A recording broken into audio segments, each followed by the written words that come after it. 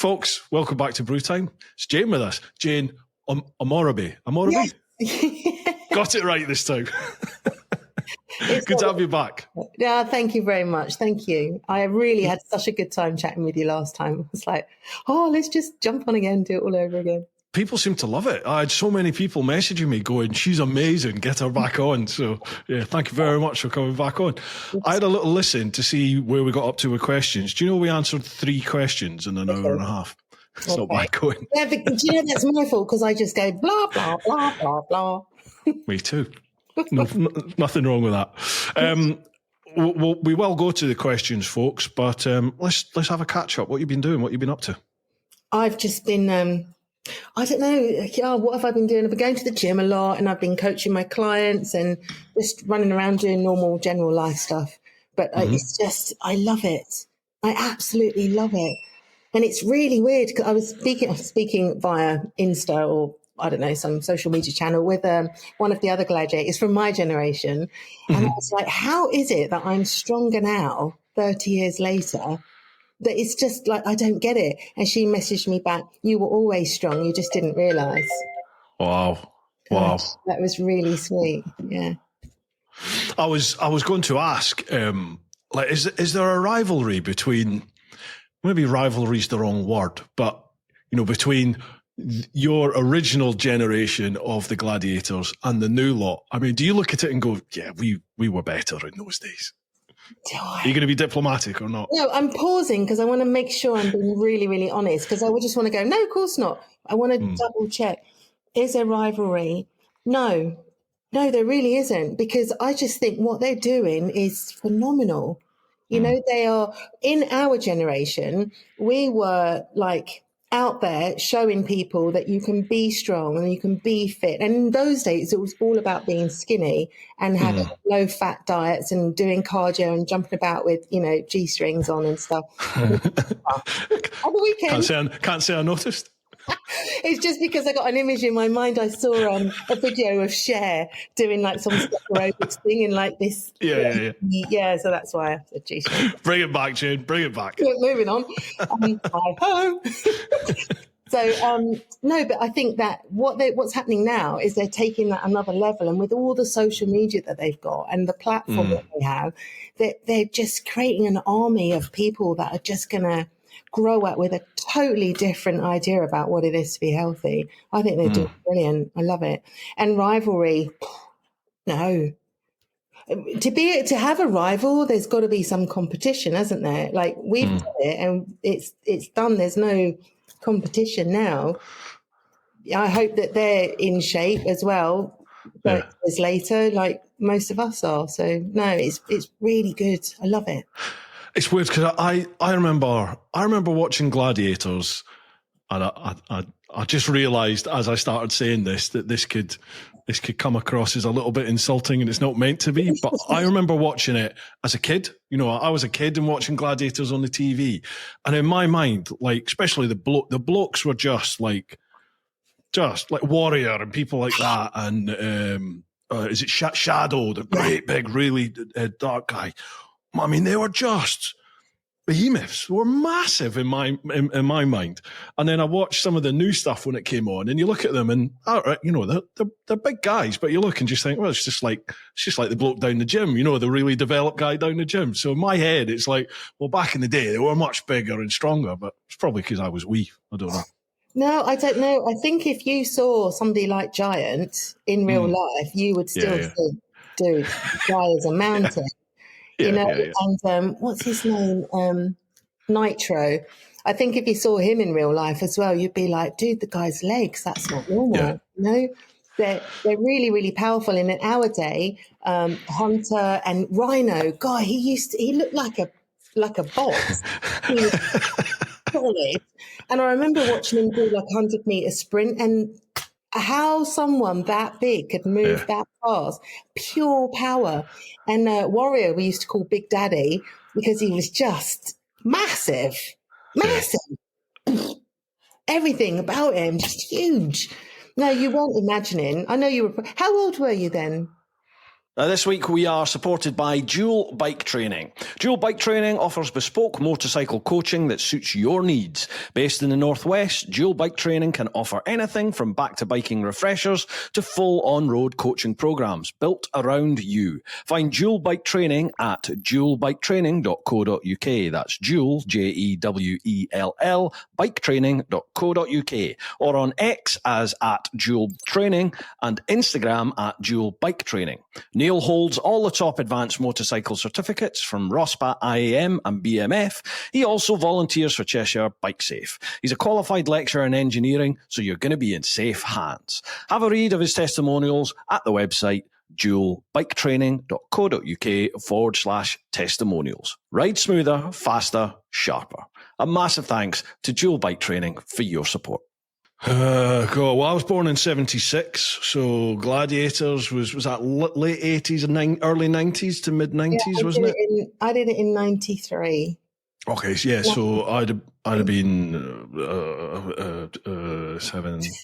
93. I'd have been 17. So yeah, I wasn't a little kid by then. No, you weren't. Well, that's weird. That I was born in 71. So if you're born in 76, you're not that much younger than me. Yeah. In my head, I was a wee kid, but obviously wasn't. I was, a young adult then, or just heading off to uni. Wow. Yeah. God, that's a reality check. Yeah. Do you know what? I was talking to Nitro again on socials, and he was saying our generation were really inspiring for them. So I went through his profile and there was a picture of him. I can't remember if I said this on the last chat we had. There was a picture of him in a nappy, like in a pamper, standing in front of a Gladiator poster from our generation. This is a full-grown adult who's got like muscles like this. He was a baby when that's confronting. Wow. And there were a couple that weren't even born. Do you know, it's little things like people go on about, the millennium 25 years ago. And I go, no, it's not. It's like 5 years ago. It's not 25 years ago. Don't be ridiculous. No. It is. How has that happened? All my mates from uni, we're all starting to turn 50 now. It's not long. And some of the lads are already 50, but you're like, oh my God, this is a reality check. How's this happened? I know. There was a guy in my gym the other day and he said, in 3 years' time, I'm going to be 40. I'm 54 this year, so in 6 years' time I'll be 60. Yeah. Right. Fitness-wise, that's something we need to move to because I don't think we addressed this at all in the last chat. That this is where you're at now in life. You're a how do you term yourself? I was going to say a fitness and lifestyle coach. Is that right? Yeah, I would say I'm a health and nutrition coach. There we go. Right. And I'm not nothing against PTs. I used to be a PT when I was younger, but that gives people the impression. I had one guy saying to me, no, I'm not interested in coaching with you because I don't like getting shouted at. And I was like, why would you get shouted at? That's what PTs do. Come on, give me 10. Come on. So I don't stand next to you and count, because I would lose count and anyone not with me, you wouldn't. Anyone who's seen me try to coach them and I'm in person, I do lose count because I'm so busy looking at form and stuff. So that's not what I do. I'm a qualified strength, health, nutrition and mindset coach. So it's a combination of everything. So if somebody comes to me and they say they want to get stronger, we look at why do you want to get stronger? What's happening with your food? What's happening with your sleep? What's happening with your stress? And it's a whole package. And then I work out a program that's going to get you from where you are now and I meet you there to where you want to go at a pace that is really sustainable and simple and sequential and not like, here's a diet plan, you're going to get ripped in 6 weeks, boom. Because then what happens after 6 weeks? It's got to be life skills that you can have, that you can carry on. And then when you're on a bike trip somewhere in a mountain, and someone gives you a plate of food, you can just look at it and know roughly what the macros are, how many calories are on that plate. But if you don't learn the skills, you just have to keep going on diets, which is not fun, eh? We are also supported by Ultimate Add-ons. Old Faithful been with me from the very start. Ultimate Add-ons are the premium manufacturer of mobile phone and action camera mounting solutions for motorcycles. With a kit for any bike and a proven track record of creating products that keep your devices safe, secure and easily accessible, the Ultimate Add-ons product range is ideal for any rider, from the commuter to the round-the-world adventurer. Why shell out on an expensive GPS system when you could use your smartphone, keeping it charged and within reach to take photos of your travels at the same time? Ultimate Add-ons waterproof, shockproof and dustproof tough cases are available for all flagship smartphone models and are designed by riders for riders. Find out why Ride Magazine gives Ultimate Add-ons their coveted Best Buy certification. Keep riding this winter with Ultimate Add-ons. It's all about the journey. Now, if you head to their website, ultimateaddons.com, use the code TeapotOne10, so that's TeapotOne, TeapotOne, with the number 10 at the end, that'll get you 10% off. A big shout out to Ultimate Add-ons for their continued support. Well, I've given up on all that malarkey. We've chatted about this a wee bit, haven't we, on the old Insta Messenger and stuff. And I remember, like, growing up, I was a real fat kid growing up, and my mum was always on diets, and I was just always on the diet as well. And absolutely nothing happened till I was about 14, and then I found rugby, and I remember. I started playing rugby for the school, got the team started because we saw the World Cup in like 91, I think it was. 1990, 91 World Cup we saw. And we went to one of our teachers and said, can we start playing rugby? So remember the teacher strikes back in the 80s, that's when all the clubs and everything stopped in school, didn't they? So we had no clubs then. So this techie teacher, who happened to be a rugby referee, he was like, yeah, okay, I can teach you. So we started doing rugby, and obviously I was horrendously fat. I was the scrum, and I could watch all the other kids just run, and I was just plodding around. So I'm like, I'm not enjoying this.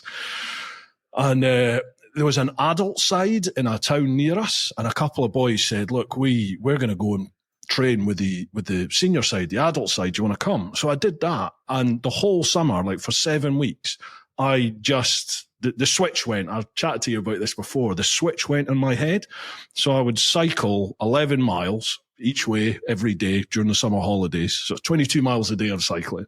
Then I'd work on this farm picking fruit and all that sort of malarkey around the farm. And then in the evenings, I would go straight to rugby training, and we got beasted, proper pre-season training. And I remember turning up to school 7 weeks later, the first day at school, people didn't recognise me because I had literally shifted about 2.5 stone, 3 stone, but I'd got like buff, you know, like I'd gone. How many weeks was that? 7 weeks, did you say? 7 weeks, 7 weeks. And it just transformed me. And I remember the first training session with the school, I was running the arse off everybody. And I remember that feeling and just thinking, oh, this is awesome. And things just went on and on and on for me because I was now really fit. I was big. I was in shape. I was playing at a school level where people weren't like that. So I sort of excelled and started playing for North Scotland schools and worked my way all the way up through to trialling for Scotland. And then I didn't get Scotland. I was now at uni, found beer, found women. So I went downhill again, but I was still training in the gym. So I sort of got big, but not fit. And then fast forward a little bit, once later stage into life, I'm now in the old bill. I was in my late 20s, I think it was, maybe into my early 30s. I was on the public order unit in the old bill where we got paid to train. So same thing, like the switch went and I just started training. And again, I shifted loads of weight and I got really buff and it was like, oh, happy days. I can remember how good I felt at that point. Loads of energy and I just felt great. And then, you know, life happens, doesn't it? I met my wife, then I went away and travelled. And then when I came back from travelling, and I've done nothing ever since, really. You know, I've had little points where I do this thing on the socials called Trim Teapot, where I get on a row in the morning and then I post up once I've rowed. More to just try and be accountable, really, to try and make myself accountable.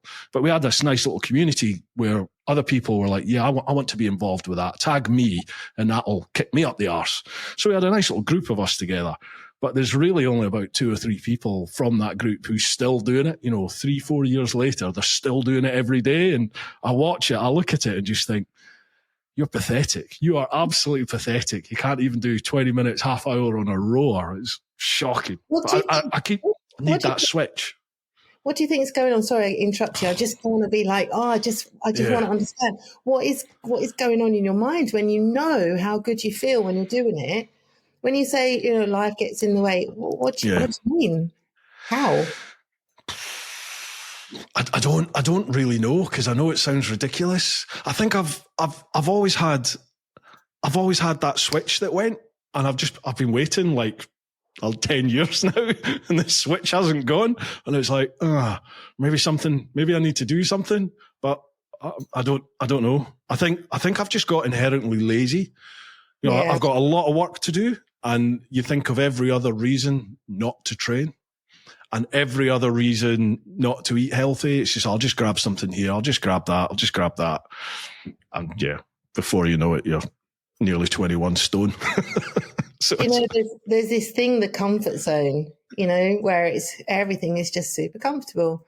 And some people have it in work where, paycheck comes in, they could do the job in their sleep. It's just, it's all good. Or fitness or nutrition or relationship. And it's just all like ticking along. But I think, and this sounds really dramatic, but I mean it from the bottom of my heart, I think the comfort zone is where you go to die. Mm. Literally. Because if you're in the comfort zone, you cannot grow just by definition. You cannot learn. You cannot progress. You can't expand because you're just comfortable. And I just think it's a really dangerous place to be. Yeah. Yeah. I'm very conscious of the fact that I used to do a lot of weights back in the day, but I don't do any of that anymore. Don't even do body weight stuff now. But all I'm hearing, so obviously I listen to like Joe Rogan and all those American podcasters, and all you hear from them is that as you get older, like compound lifts become really important because they help promote bone density. And if you're not doing that, that's when your bone, is that true? Where your bones start getting quite fragile and, basically you age, don't you? You get old and frail. So like now these days, if I do anything in the garden, like it all hurts. I'm absolutely knackered within like minutes of lifting stuff. And you just think, oh, Jesus, I've become an old man. and you get older really quick past the other side of like 45, 50, especially if you're not doing anything. So you're quite right with that bone density and muscle mass. They say now, and it's kind of obvious when you think about it, but now they're like studying it and it's all out there all over Instagram and social media. We lose 1% of our muscle mass every year past the age of 40 for women and 50 for guys. So if you're listening to this and you're like 40, 45 and you're not doing anything, the muscle you have now, so if you think about it, how do you feel when you're running up and down the stairs because you forgot something upstairs and you've got to get back out? Or if your kids want to play with you, I presume, most people have got teenage kids. I've got still quite a young kid because I was an older mother. But just think about how much muscle you've got right now. In a decade, which we know how quickly that's coming around, you'll have 10% less. Wow. And then you'll have 10% less. So for women who are in their 40s, who are not doing anything at all, that's why women are falling over, men too, but for women it's not great statistics, at 70, because at 70 you've got a 30% less muscle and strength and agility and quickness. It deteriorates. So does your body's ability to take on protein and make it work for you so that you can build muscle. You have to eat more protein. You don't have to there's all these things like you have to count the number of stars in the sky, multiply by grains of sand on the beach you went to in 1987, and then add like dog years or something, and that's how many grams you need. It doesn't have to be that complicated. It can be really simple. Like you just have to make sure you've got enough, and you have to move. But you're quite right. If you don't do anything now, in a decade, it's not going to look great. Jesus, I need to get going. Crikey. Ooh. We are also supported this week by the Influencer Store. Now, the Influencer Store helps you build your brand big or small, providing you with a solution and apparel. We help you to increase your fan base while supporting you with starting your own influencer clothing line with nothing more than just an idea or design, and there are no hidden costs. For more info, come check us out at theinfluencerstore.co.uk or drop us an email at online@influencerstore.co.uk for more information. Now, if you head to TeapotOne.com, if you have a look at any of the merch available over there, that is all handled by Roger and Charlotte and the team over at the Influencer Store. A massive thanks to them for their ongoing support. Right, this one's for you lot. Everyone that's watching, everyone that's listening, you're all helping to support the podcast, and I can't thank you enough.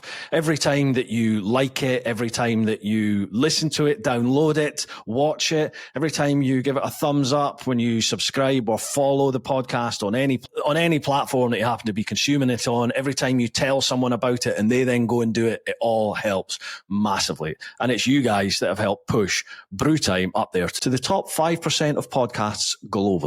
My mind is blown. Thank you very much. Let's just take me as an example then. 48 years of age, have a history of working out and being active, but that's a long time ago. So if I was to start now, can I, never mind slowing down that sort of wasting of your muscles that you're talking about, the degeneration of your muscles, is that something you can stop by working out, or is it always going to happen? Well, to a degree, it's going to happen because that's aging, but you can definitely slow it down, and do not listen to anybody that says you can't build muscle past the age of 40 or 50, because that's utter bullshit. Okay. That is, like, I'm proof of it. That's rubbish. If you're prepared to do something about it, and be like, really do something about it, then you can definitely get stronger without question.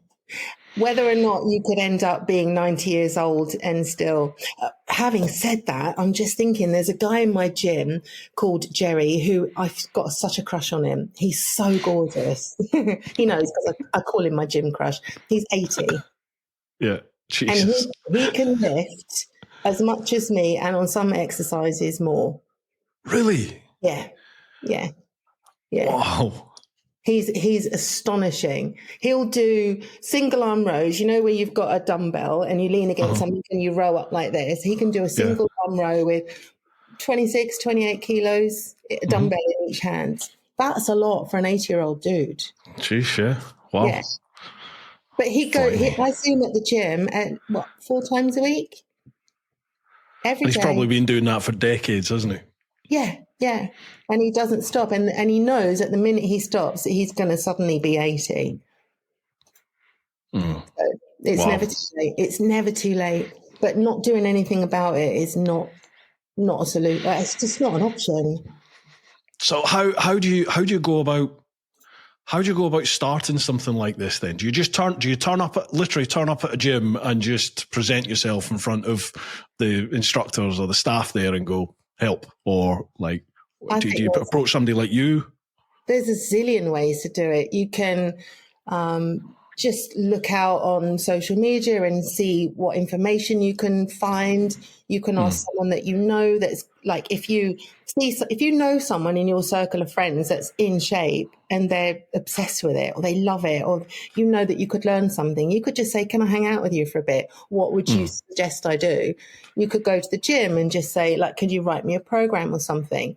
But what I do is the coaching. So it's the whole package. How are you sleeping? How are you eating? Do you even know what a protein is? Do you know how much you need to have? Do you know why you need it? And it's the whole system, like from A to B. So normally when I'm coaching people, it's like a whole period. So I've got people that are with me for years and we go through things.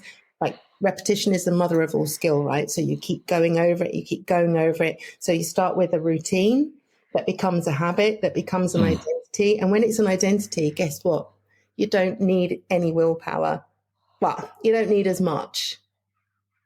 So if I said to you like, oh, Bruce, can we take a little break? And because I want to have a cigarette. I don't smoke, by the way. But if I was to say, can I have a cigarette? Do you smoke?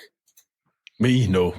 So if I said to you, shall we have a break? And here's a cigarette. I'll light one for you. Here, take it. What would you say?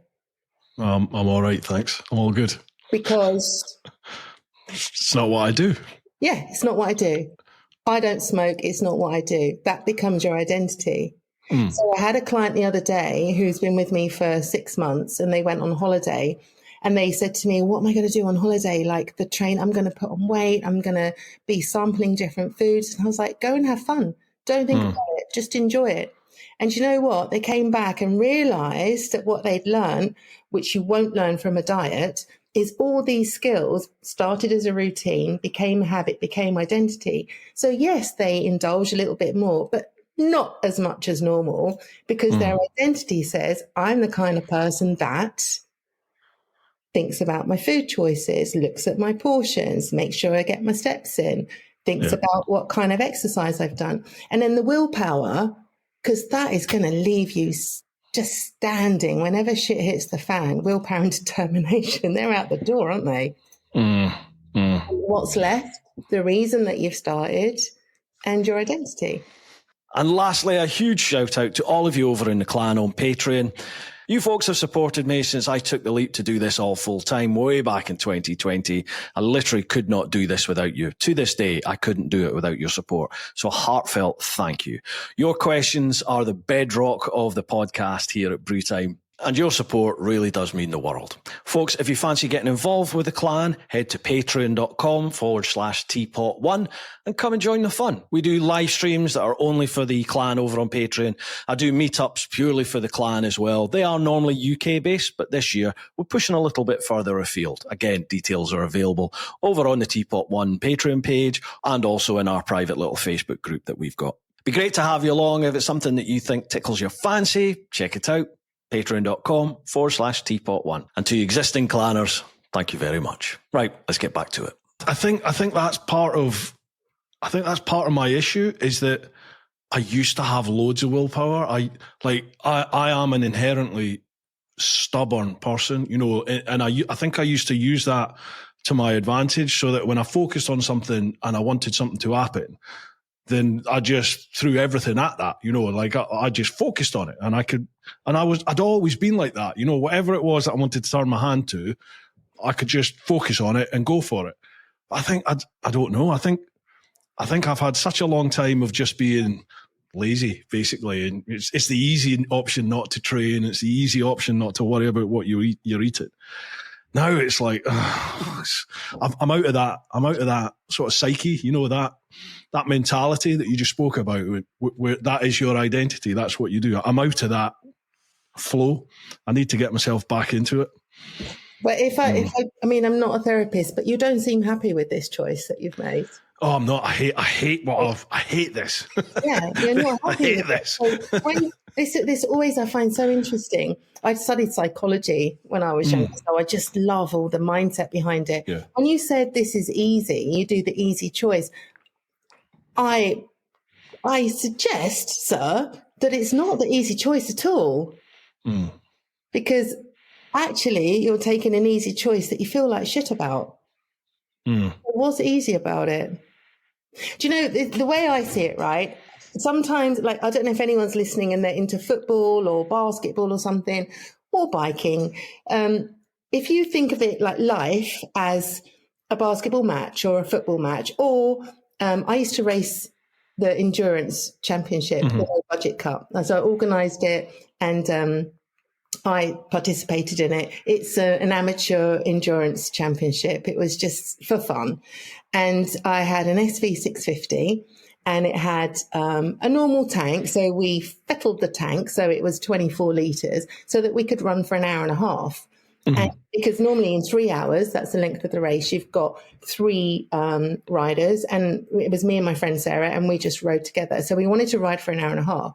So if you imagine a football match or a basketball match or a race like this, endurance race, at some point there's a midway point, right? In a match, you've got a half time where you all come together and you go, right, how do we do in the first half? What's going to happen in the second half? Who should we put out in the second half? You're not going to put someone who's like, can't be bothered.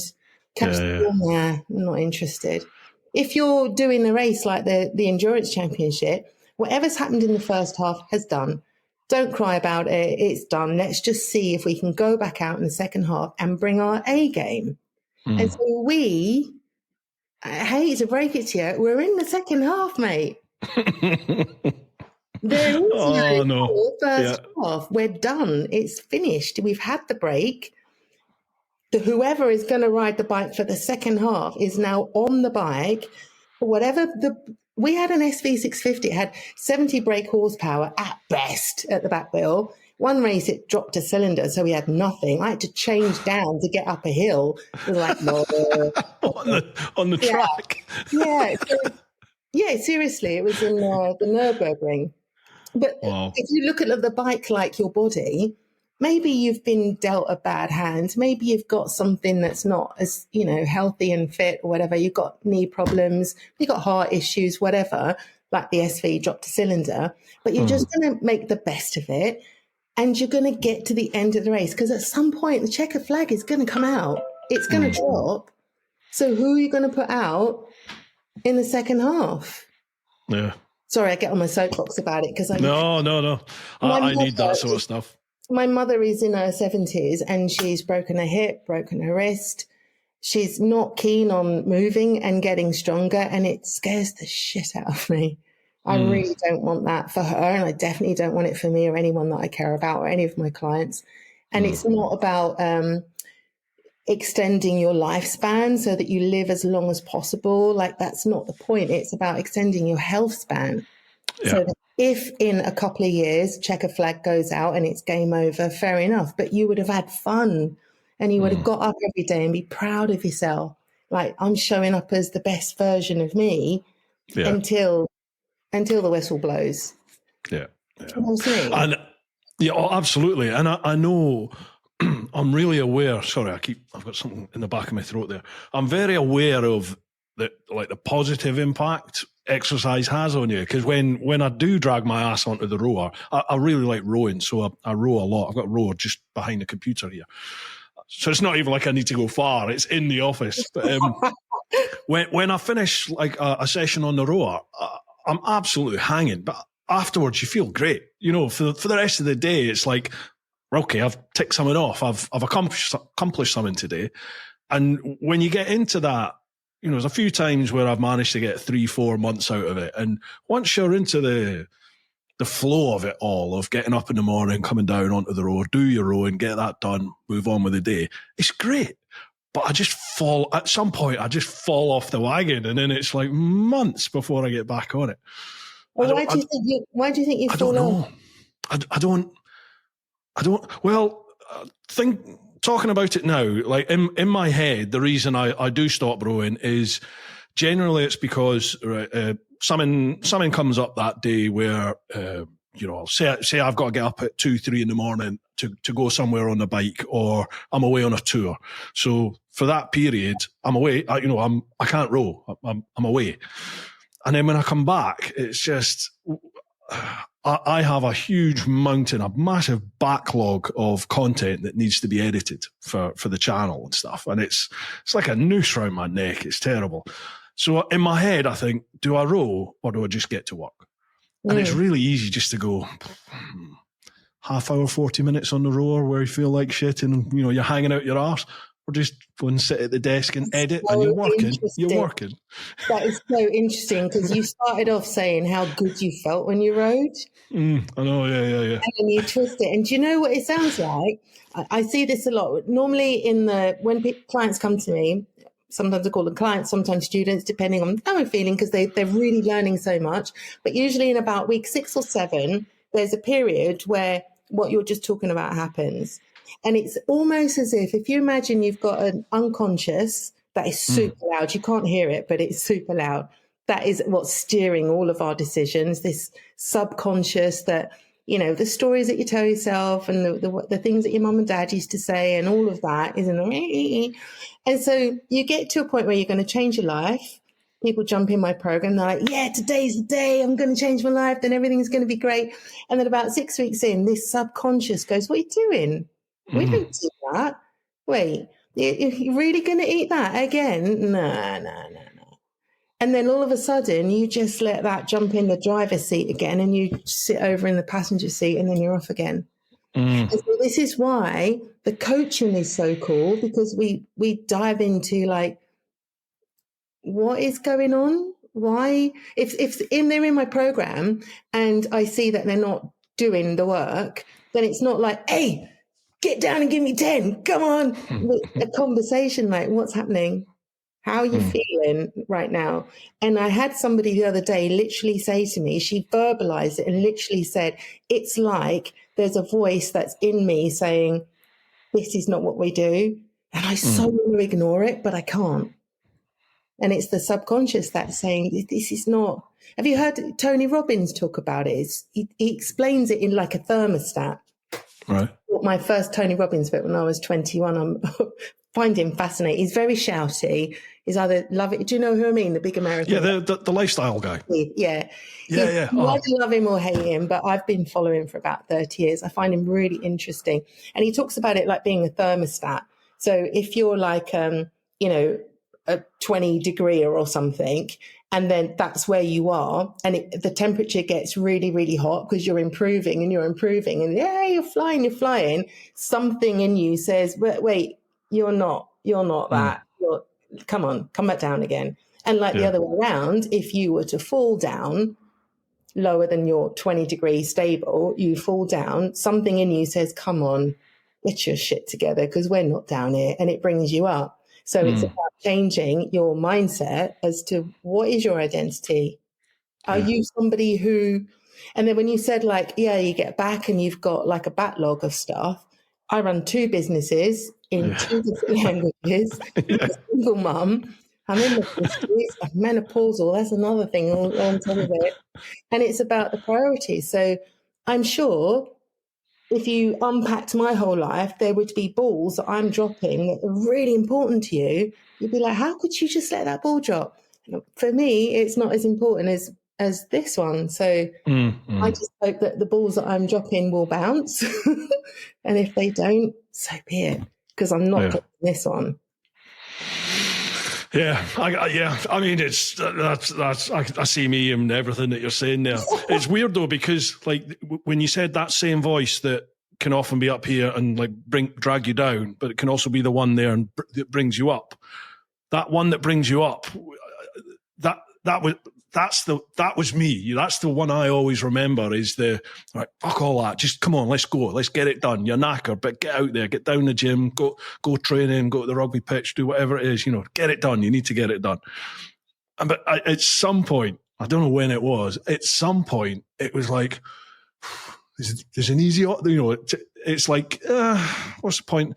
Let's just take your foot off the gas for a bit. You've earned it, and then that's like 20 odd years later now, and it's like I keep waiting for that voice to go, get your arse, come on, let's go. But are you open to listen to it? Because it is there, but you're like la la la la la la la. Yeah. It's like the one that's going, don't worry about it. That one's shouting louder almost, so I don't really hear the other one. But so you have to like turn the volume down on the one that is not serving you. And the way that I do it, every single time, I'm not exaggerating, I swear to God it works for me. Every single time I want to change my life, and we talked last time how many times I've done that. Like, want to do this, want to do this, want to do this. Yeah. So I ask myself 7 or 8 times, why? So if I want to do something, I say, well, why do you want to do that? And then I write it down, literally with a pen and paper, write down, because blah, blah, blah. And then I sit with the answer that I've given myself and I say, why to that answer? And usually the first 4 or 5 answers are pretty superficial. And it's like, anyone can say those things. But as you start asking why, it's like another layer until you get to what you described with the reason that you went to rugby.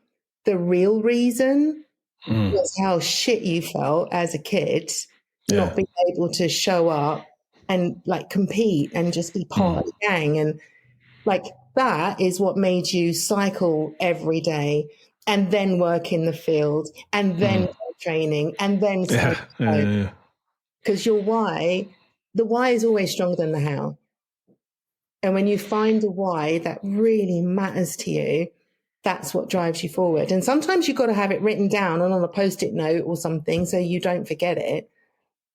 But when your why is really that strong, that's why, when we first spoke and I said that I jacked everything in and I left my hometown and sold everything I had, and because my why was burning, there is no way I wanted to continue the trajectory of my life as it was laid out. I didn't want that. So I sold every single thing I had and I gave it all to my coach, like, help me change my life because I don't want this. The best thing I ever did. Yeah, I can relate. Like I think a lot of people have those points in life, don't they, where they've done that, they've gone all in at it.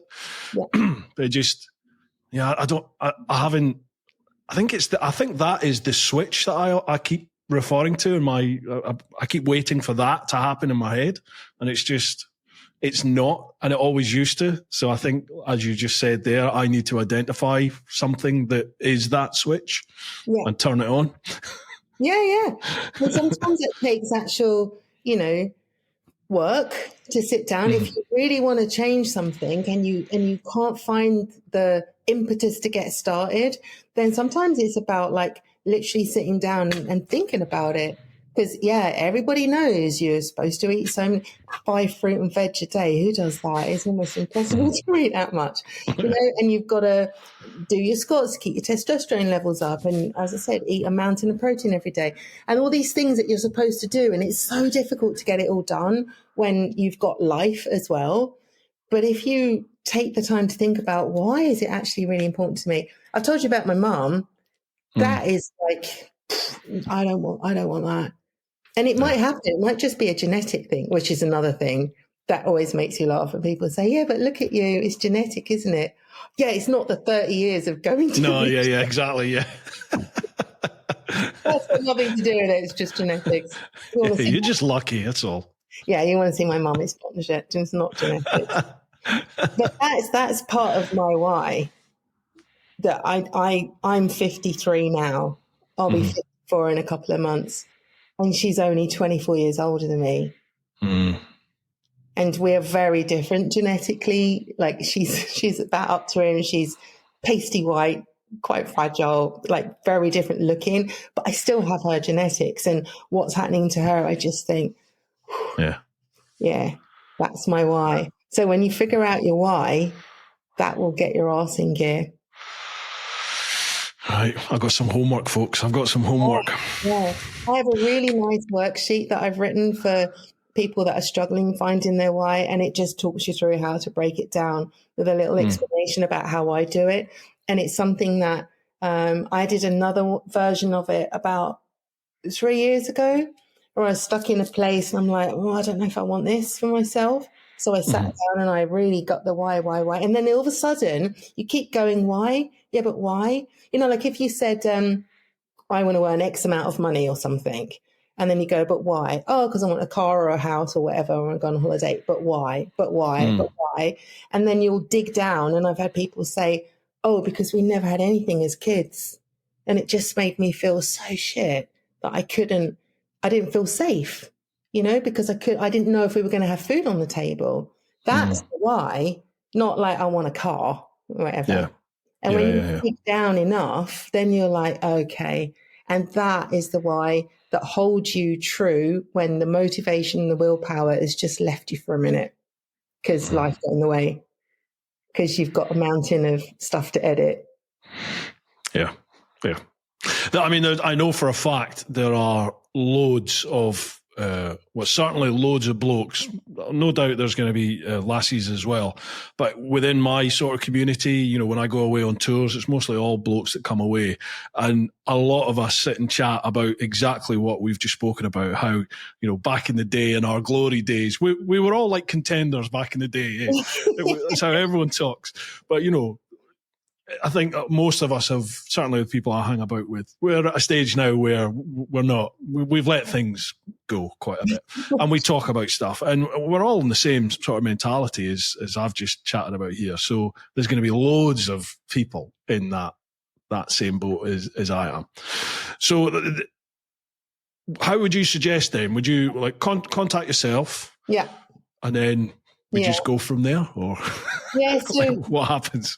normally how I work is people reach out to me and then I jump on a call. So actually it's very similar to this. And we just dive into where are you at now? Where do you want to go? What's holding you back? Do you think that you need some help? Like I have some deal breakers when I'm doing my personal coaching, that I want to work with people that want to change. Because if that isn't an intrinsic thing, then it's very difficult for them to get results. And I look like a crap coach, which I'm not. I'm good because I'm passionate about it. I love being able to be part of somebody's story and to help them become who it is they want to be. And it sounds like, I'm Mother Teresa, but that's not the case at all. It's quite a selfish thing because it makes me feel so good if someone's feeling brilliant, right? But I know that for some people, it's just the length of time.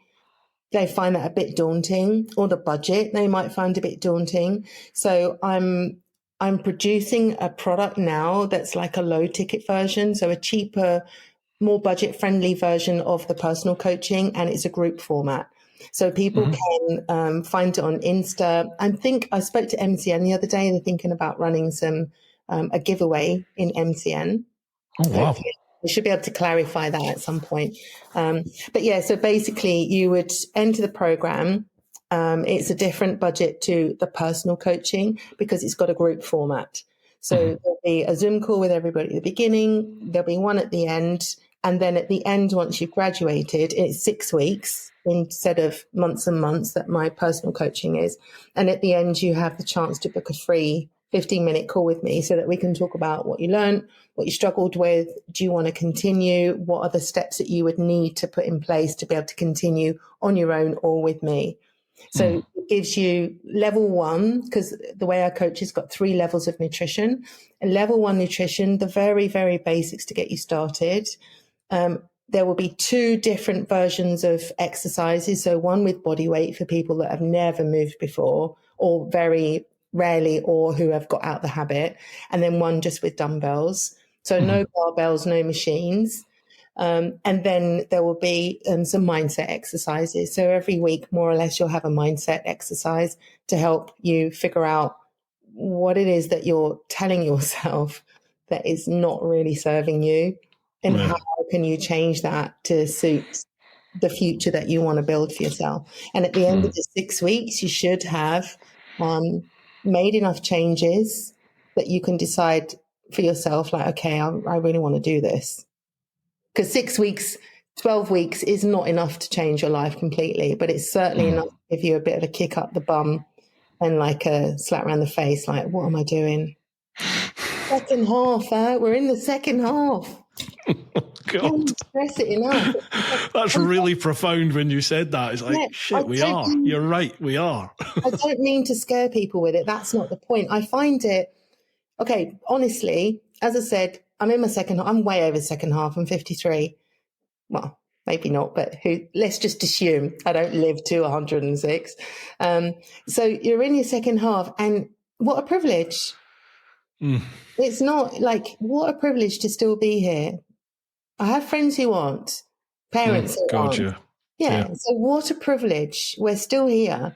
So let's make the most of it and show up in the second half with some respect for ourselves, feeling good about who we are and inspiring to our children and the people that we love. Because kids, by the way, parents listening, kids learn by what we do, not what we say.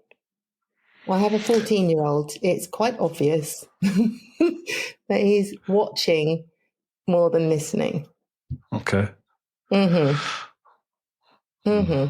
Right, folks, that's it. Maybe we do a teapot or brew time sort of group, and this trim teapot thing that I've got going on, why don't we all get together and we can work with Jane? Maybe that could be something we could do. That could be fun.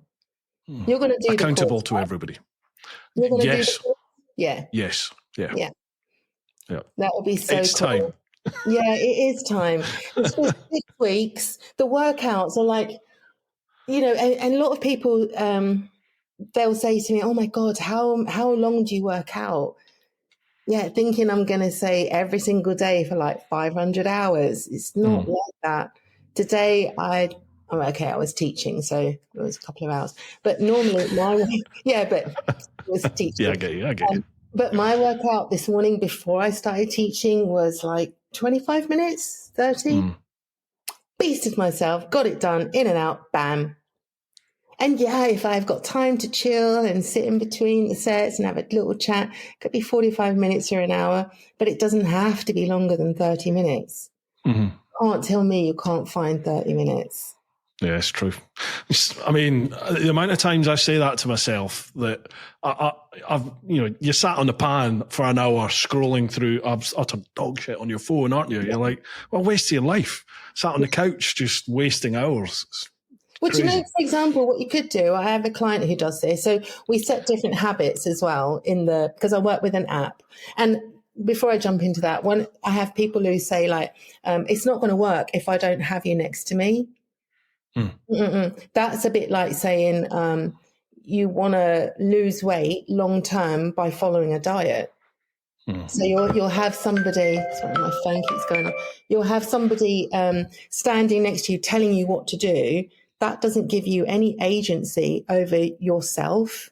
Doesn't teach you anything. But this is why I have clients to me that have done yo-yo dieting. They lose weight. They come off the diet, they gain weight. They do another diet, like, shakes and Weight Watchers, and it goes like this because they didn't learn any skills. Yeah. And so I think it's really, really important that the skills are there and not just this is what you're going to do, this is what you're going to do.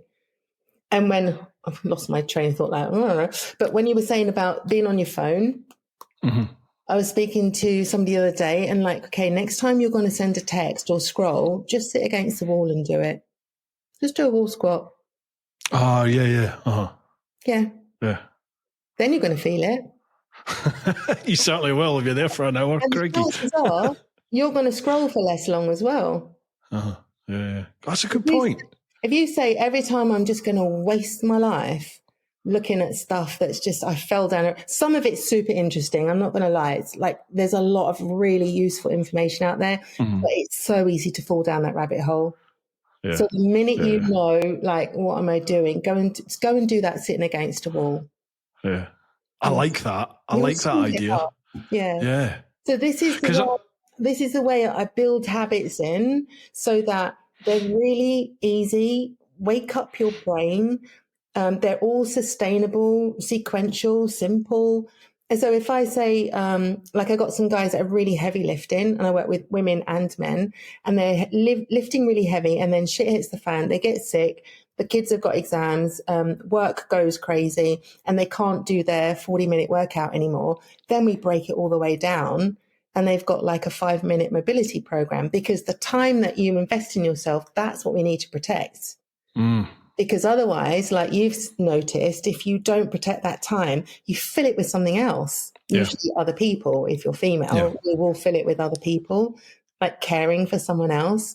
So this program that I've described to you isn't like that because it's a lower ticket offer. So there isn't as much one-to-one, or there isn't any one-to-one apart from the front and the tail end, but you still get the ability to have the group. So you'll be in a cohort.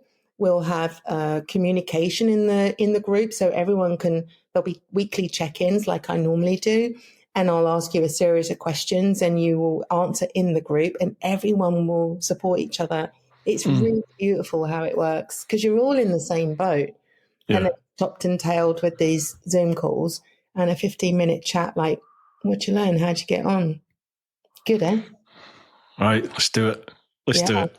It's super exciting. Do you know people that you feel like you could bring along with you for the journey?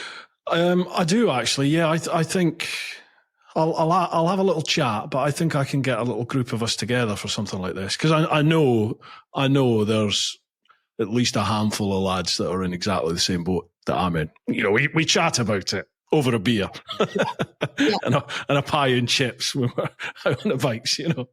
We all chat about. You don't have to stop living, and the way I coach as well. There's with the nutrition, for example. There's no, you shouldn't eat that.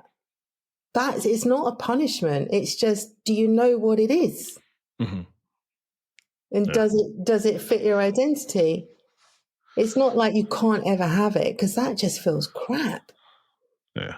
It's not a nice feeling, but being able to make the choice, just like the cigarette example, I couldn't persuade you to have a cigarette because it's just not what you do. So at some point, like my client who went on holiday, at some point he had croissants and he had some beers and, you know, he had a really nice time. But at some point, something in him, that little voice just went, it's enough now.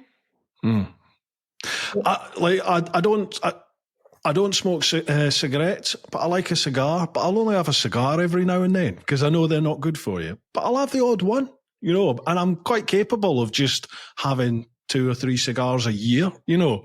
Yeah. And it's like, why can't I do that with chocolate or cake or stuff, you know, sweet shit, which is my massive downfall. I just become like a glutton. I can eat like a priest for ages, like months. I can be really strict, and then I fall off the wagon, and I fall off big time. You know, say I've been good for a month. I can be bad for about 6, no problem. And that's the problem. That is why the people that are in my personal coaching program, that's why they come to me, because they know that at some point they need me to reach out and find them when they're hiding and pick them up and say, okay, what are you doing and why? Let's have a chat about it, and then bring them back. And what I was going to say as well about the online stuff, I have people that really say, well, I can't do it without you, like being right next to me. But very often, just the same with the diets that you just have in front of you and you follow it, you don't learn anything. So very often the people that are online only, because I have got a couple of people that I see in person, but the people that are online only, very often they get the best results because they have accountability. And we have, not in this group program, but in my normal coaching program, we have so much interaction that I'm constantly with them. Do you know what I mean? But it's them doing it. It's intrinsic rather than me standing next to them and going, don't eat that and do eat that and lift that. Yeah. They have the option to do it or not, but they know I'm watching, and then they have the group as well. So this program that I'm designing for the group is very, very similar without the one-to-one. So it's a less expensive budget for people. It's much, much shorter, only 6 weeks, but you will learn the basics. It might feel a bit heavy because I'm trying to pack it in as much as possible, but you can print stuff off and save it and go and look at it later. It should be a good value. Right, you're on, Jen. Let's do it. Who doesn't want to be trained by an ex-gladiator, eh? Exactly. Do you know what I mean? Right. Well, how about we move to the questions? Because otherwise it's going to be an hour and a half and we haven't done any this time round. I'll do the questions. We could come back to this though, because I had a quick look through some questions, and there's questions that relate to what we've just spoke about anyway. So we'll no doubt come back to it. So, right, we'll head back to the clan over on Patreon, patreon.com/TeapotOne. Carrying on. Last question we had was from Rebecca. Next one's Debbie Clegg. Hi, Jane. Hiya, Bruce. I don't want to sound obvious, but your resemblance to the beautiful Floella Benjamin is remarkable. I say this as I remember in my youth, over 40 years ago, watching her on the kids' morning programme back then. I looked forward to every day, and I think my parents used the TV as a childminder in those days. With this in mind, who did you find inspirational, be it from the TV world in your youth, or would you say that more reality and life inspired you to become the strong and focused person you are now? Okay, so who did you take inspiration from growing up and now? That is a lovely question. So Floella Benjamin, she's amazing, eh? Yeah. She's amazing. She doesn't look any different. She still looks the same. She doesn't. I worked with her. Oh, wow. I think it was like in the end of Gladiators. She was making a pilot for a TV show, and she asked me to play the role. I was like a princess or a queen or something. It was really, really cool. And me and I think Daz Crawford, who was Diesel in Gladiators back in the day. We both did this pilot together, and I spent a couple of weeks with her, obviously, because she was directing the whole thing. And what a woman. Just like every single thing that came out of her mouth, I was thinking, God, I just don't want to forget that. Like advice and just, she's just regal, beautiful. In answer to the question, off the top of my head, there was a show that I used to watch when I was a kid. I don't know how old I want to say like 10 or something, but I'm not really sure. And it was called Quantum Leap. Oh, I remember that. Oh boy. Yeah, I remember that. I've never forgotten that show. I used to watch the A-Team as well, but Quantum Leap, because it was about this guy who would somehow jump into the bodies of other people. And he wouldn't just jump into the bodies, but he would jump into their life. And he would like he'd wake up, or he'd like suddenly be walking down the street as this other person. And there was that hologram. What was his name? Sam. Do you remember? Sam, yeah. Yeah. And he used to help him figure out why he was supposed to be there. And it was to like save somebody's life or to change, the trajectory of something. And I remember watching that as a kid and just thinking, how damn cool to live a zillion lives in one. How cool. Yeah. And so that really stuck with me. And I think that's maybe had an influence into the way that I've decided to jump in and out of stuff, because this character, he learned something from being all these different people. He'd be a black woman, and he'd be a massive white guy, and he'd be a kid, and he'd be an old man, and and all these different things. He learned something, and I've never forgotten that show. I thought it would be really cool. I've always wondered what it'd be like to be a tiny white man. Seriously, I don't really know where to go from there. No, if I was to walk down the street as a white man, not even tall, tiny or big or whatever, but just as a white male, how would people interact with me differently than the way they currently do? I find all that super interesting, but that show, it really stuck with me. And I think that might be why I'm like, okay, how many more experiences can I get in this life? And you have impact on other people's lives now, don't you? You help to change the trajectory of people's lives now in your own way. Yeah, love it. I think they've done a modern remake of Quantum Leap, because I was scrolling through the TV guide the other night, and Quantum Leap came up, and when I was like, oh wow, watch that. And when I clicked on it, it was some new rubbish that wasn't the Quantum Leap I remember. So I'm not watching that. No, it was good. Loved it. Debbie said that applied to me also. Inspiration growing up. I was just... Well, up until about the age of 13, 14, I was all American football. So I was going to move to America, and I was going to be middle linebacker for the Dallas Cowboys. So anyone in the Dallas Cowboys or the NFL back in the day was just, right, that's what I'm going to do. Then I found rugby. So from then on, it was just David Soul, the old captain of Scotland, front row. He was a massive inspiration. Had a poster of him up on me bedroom wall. Yeah, it was pretty much, it was just the rugby players of the day, like the sort of early to mid 90s.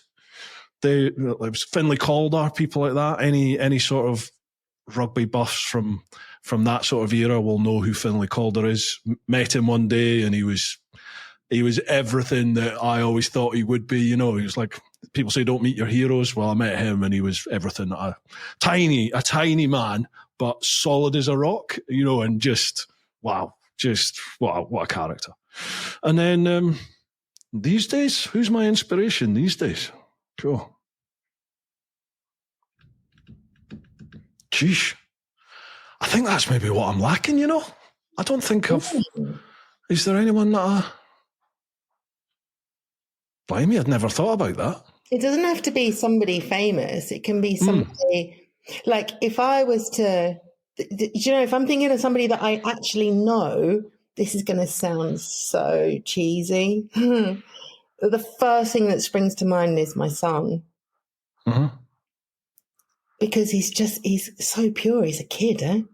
Yeah. The way his mind works, the way he's so inquisitive and curious, and non-judgmental and just, he hasn't got all that baggage of years and years of like having your heart broken and being disappointed with stuff and, you know what I mean? And having responsibilities. He's just a pure... Life hasn't got to him yet. It's an inspiration to be able to live like that. Yeah. It's really, really pure. But you know, when you were talking about having pictures in your bedroom, it reminded me when I was like his age, I used to have Daley Thompson and Carl and Flojo.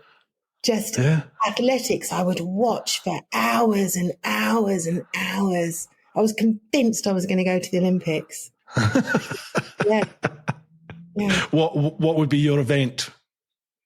I was into sprinting then. Anything that was pure power, not long distance, but just like, just dashing. And but it's funny, isn't it? All those things that we loved as kids. Yeah. I've not thought about a lot of that for a long time. Do you know, I mean, again, my mum was inspiration to me, like when she battled cancer and then sadly after she passed away, the words, live your life, you know, the words that are up there, you know, that has been inspiration, I'd say, pretty much ever since, really. Probably until the last couple of years. I think I forgot about that, really. I need to focus back on that because I just sort of, that was do the world trip. I did that. And then it was start getting the channel going. And I think maybe I've just been treading water. Maybe I've just got complacent. You're in the comfort zone. And your motto is live your life. Yeah. So do you think, I know that you're achieving and you're very successful. I don't feel like I You clearly are, but how much are you really living your life? Yeah. A few people have said that to me of late, of like, you know, it's all one thing and not anything else, really. So, Mm-hmm. Yeah, I think I found it. I think I'm seeing that switch. Hey. Right, okay, sometimes I have conversations with people about jumping on the personal side of the coaching, and sometimes we decide we're not a right fit for each other for whatever reason, but they all come away with a switch for the conversation that we have. Like, I never thought about it like that before. You know, they come onto a call with me thinking we're going to talk about protein and muscle mass, but we have to talk about so much more before we even get to that. And they come away with like, okay, I get messaged afterwards saying, thank you. I'm going to do something now. Thank you. I bet. I find these podcasts so useful for me personally, because you vocalize stuff. You know, you talk about stuff that I'd certainly never chat to about, you know, I'd never think about myself. You're thinking about other stuff all the time.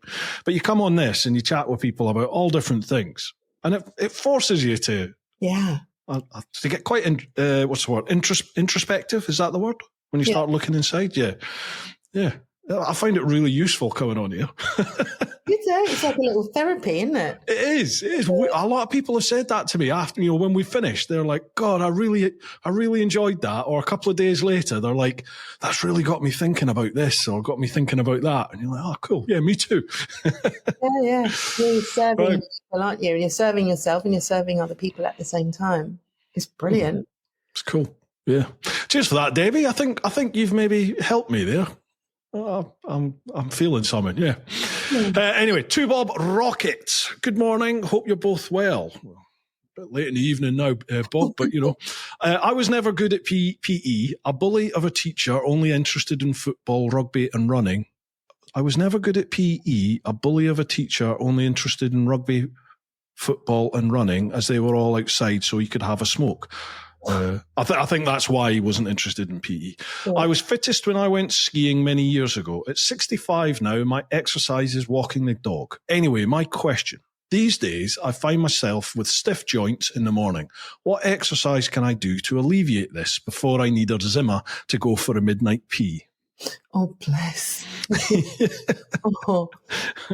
Okay, so it's difficult for me to just jump on and give exercises. Yeah. Because I don't know what conditions you've got. Like if I said, do a deadlift, for example, not that I would suggest that, but as an example, how are your hamstrings? How are your calves? If I say just do squats and I want your thighs to be parallel to the floor, well, if you've got tight calves, you can't do that because you need to have loose calves. So it depends what your body is doing right now, what injuries you've got, what impingements you've got, what kind of imbalance you have from left to right.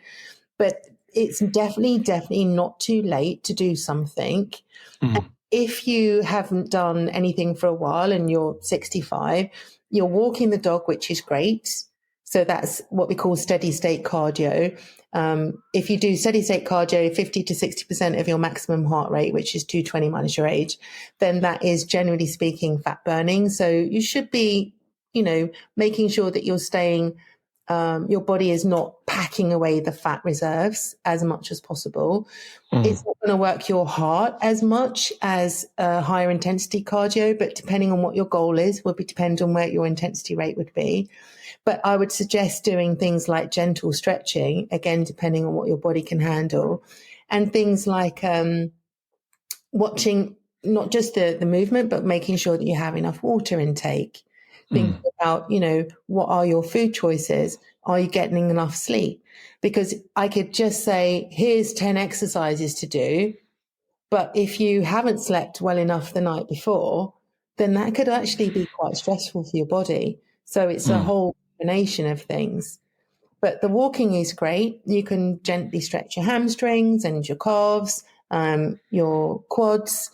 That's front of your upper thigh, the back of your upper thigh, the back of your lower leg. That's something that when you're walking, you'll need to be able to keep able, in order to take the step. Is the little tiny muscle that you need to be able to push off your back leg. Core is essential. So one handy tip, they call it the drawing in maneuver.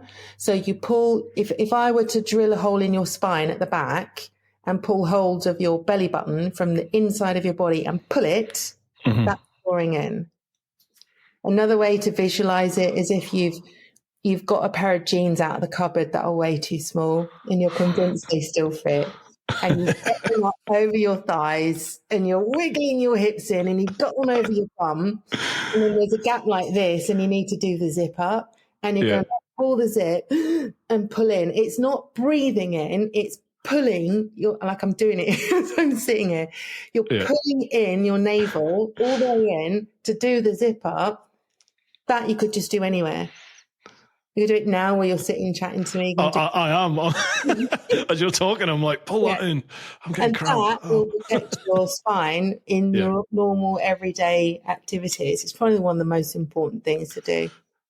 I was having a little giggle there because as you were talking about, pulling those jeans out that are too small, we used to have a guy that I worked with back in the day in the old Bill, and he was adamant. He was like, I think he used to say he was 28 or 30-inch waist, and it was just one look. You were like, you're definitely not. And he says, I'm looking at so he'd literally drop his trousers, and he was like a 30 or 30. It was small.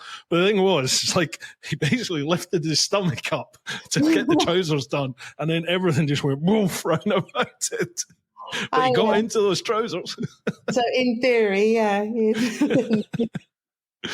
you go then, Bob. Gordon, so Bob, sorry. Keep moving. Is it Bob? He's called Bob, but his real name's actually Gordon. Oh, Gordon. So keep moving, Gordon. Definitely. Don't stop walking the dog. Activity, because, if you don't, what do they say? If you don't use it, you'll lose it. Yeah.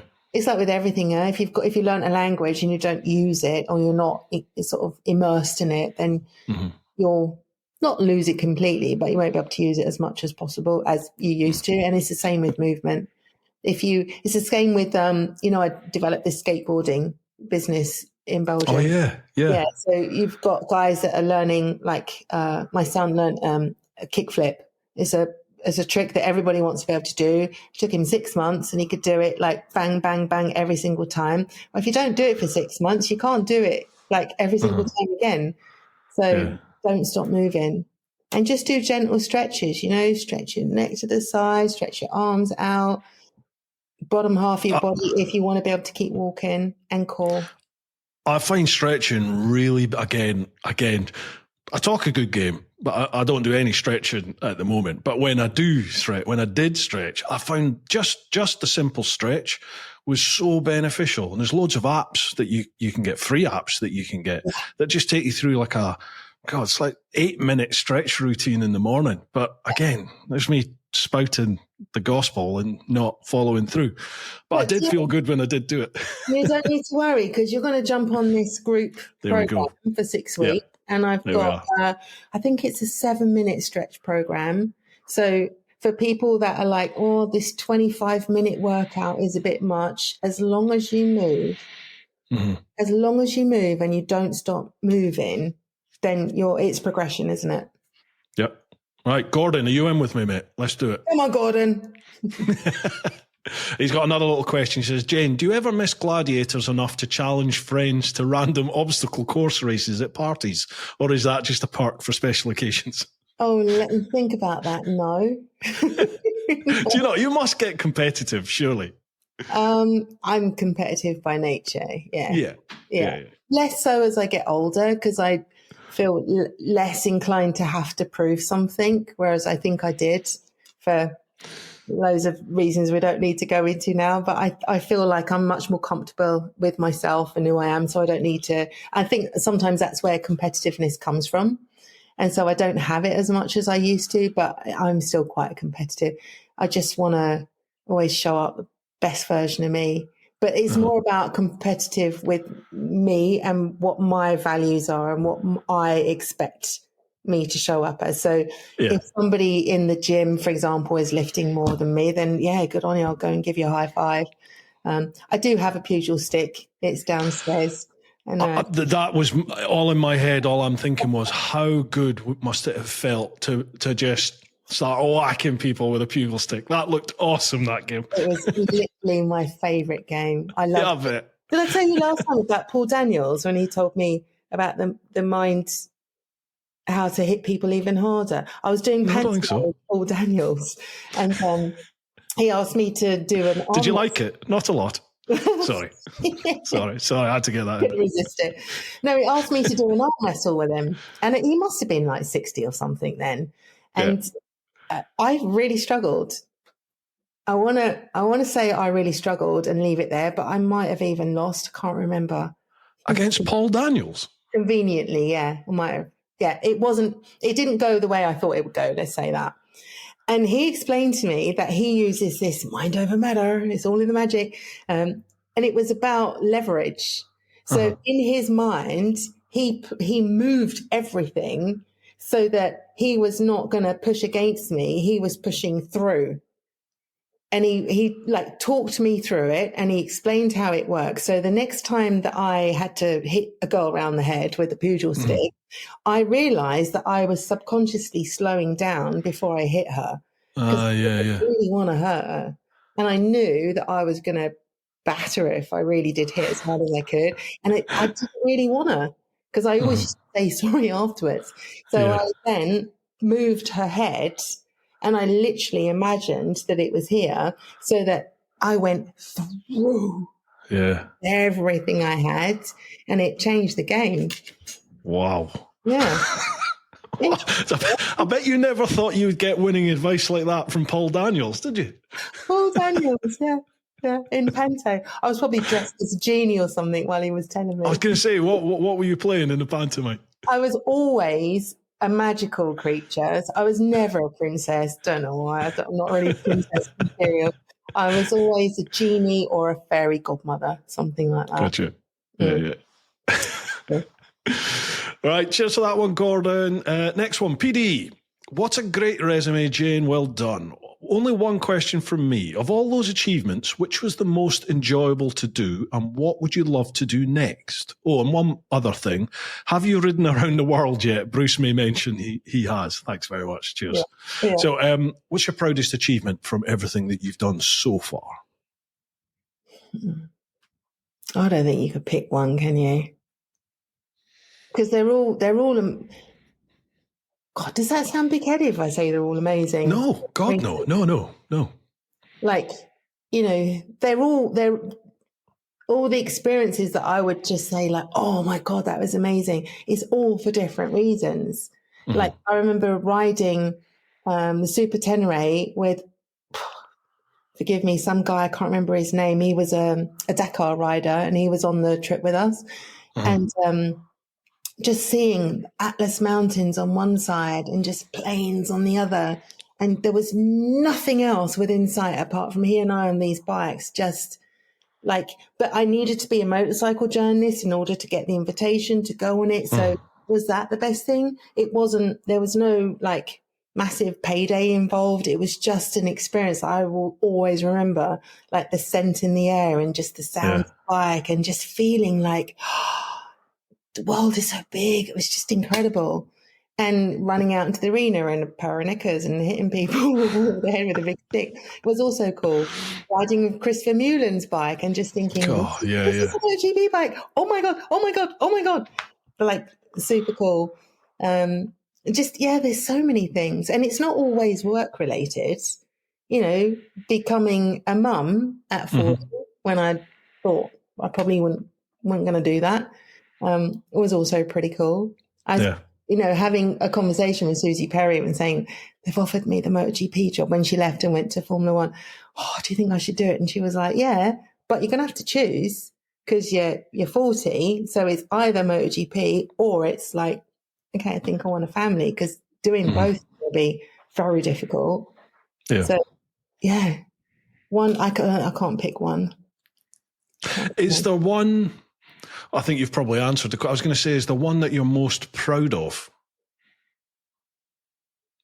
No, it would have to be my son then. Yeah. As soon as I said it, I was like, well, it's going to be your son, isn't it? Yeah, and the funny thing is, when the BBC called me and said, like, you know, the job is up for grabs, I think MTN had run a poll or something, like who would you like to see Susie replace Susie? And apparently, I didn't even know the poll was up. I didn't know any of all this. And somebody called me and said, they picked you. Like, you were the That's favourite. cool. Yeah. And then the BBC saw the poll and then called me and said, do you want to? So I went and had a meeting. I was riding a Divi at the time, Yamaha Diversion. And I got up at 4 a.m. because I was living in Belgium and it was freezing cold. So I had all my like plug-in heated gear and I rode all the way to London, had the meeting, and I think they expected me to turn up all like suited and booted, and I was just in all this kit. And I had the conversation, and it was quite clear. I was like, I think I was almost 40. That if I did it, it would mean lots of long haul travel. And I'd spoken to Susie about it before, and she was like, "You'll love it. Like you're so ready for it." But it's not easy. And if you want to get pregnant, live TV, long haul, it's really stressful on your body. So just think about it. And the more the conversation I had, and it was clear that if I was stepping into her massive shoes, which is daunting enough because she's incredible. And she's MotoGP. Now she's back. I can't imagine her not being there. Yeah, exactly. And to jump into her shoes when I'm not 100% committed. Yeah. One thing I've learned, Bruce, if you're not 100% committed with full on passion, it shows. Yeah. It shows. And I'm not good at stuff if I'm not really, really, really 100% committed because it shows. Exactly so. Yeah. Yeah.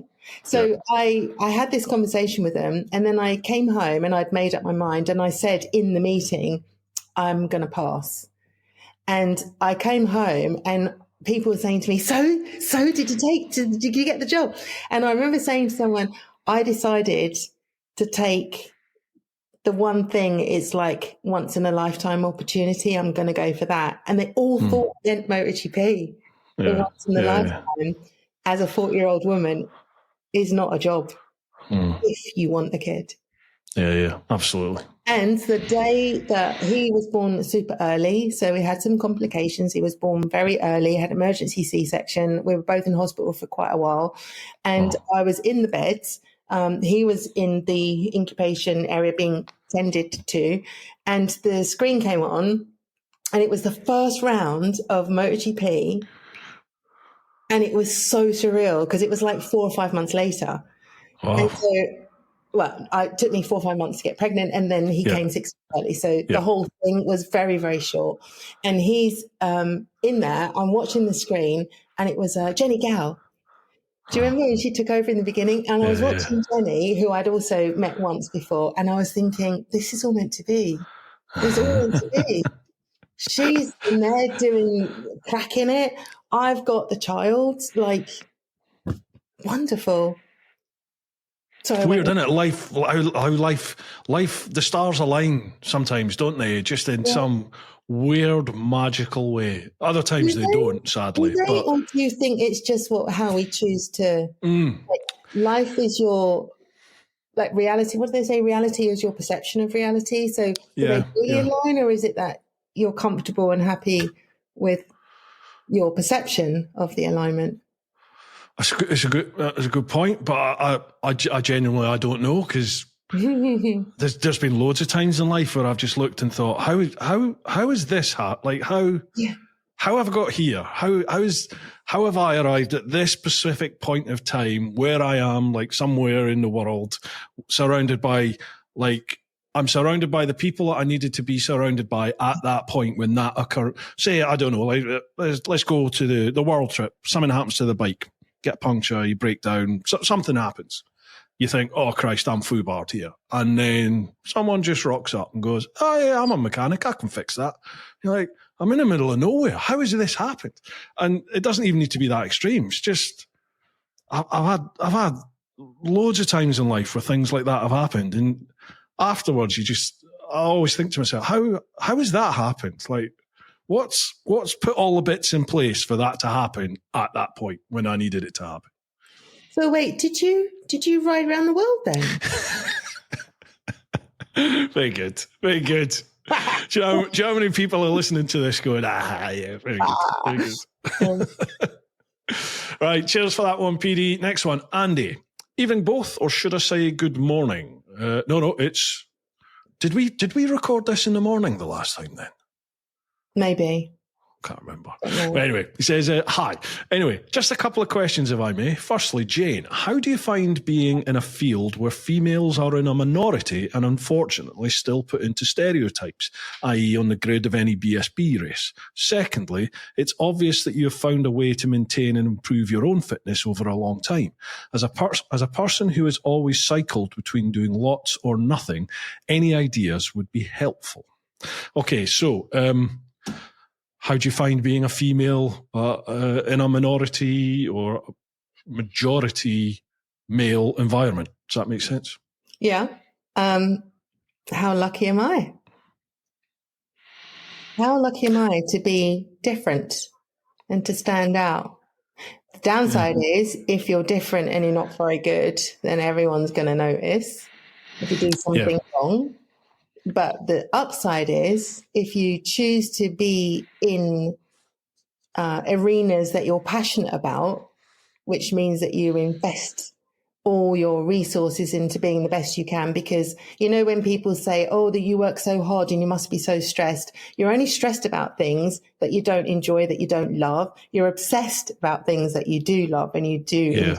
Yeah. So, like with your podcast and riding bikes and stuff, it's not like work. So if you... It is. I tell my wife this is work all the time. Don't break the illusion. The secret. So, no, I think in the very beginning, there might have been I might have fallen into that lie that... No, I say lie. The story that people can sometimes feel really comfortable with, that, it's very difficult because you're a minority. And sometimes it is very difficult. But I found in my life personally that every time I'm a minority, it's actually to my advantage. Or maybe that's my perception, but I make sure it is to my advantage. Yeah. For example, my son, obviously he's got brown skin, and where we are right now, where I live, the racism here is really subconscious bias.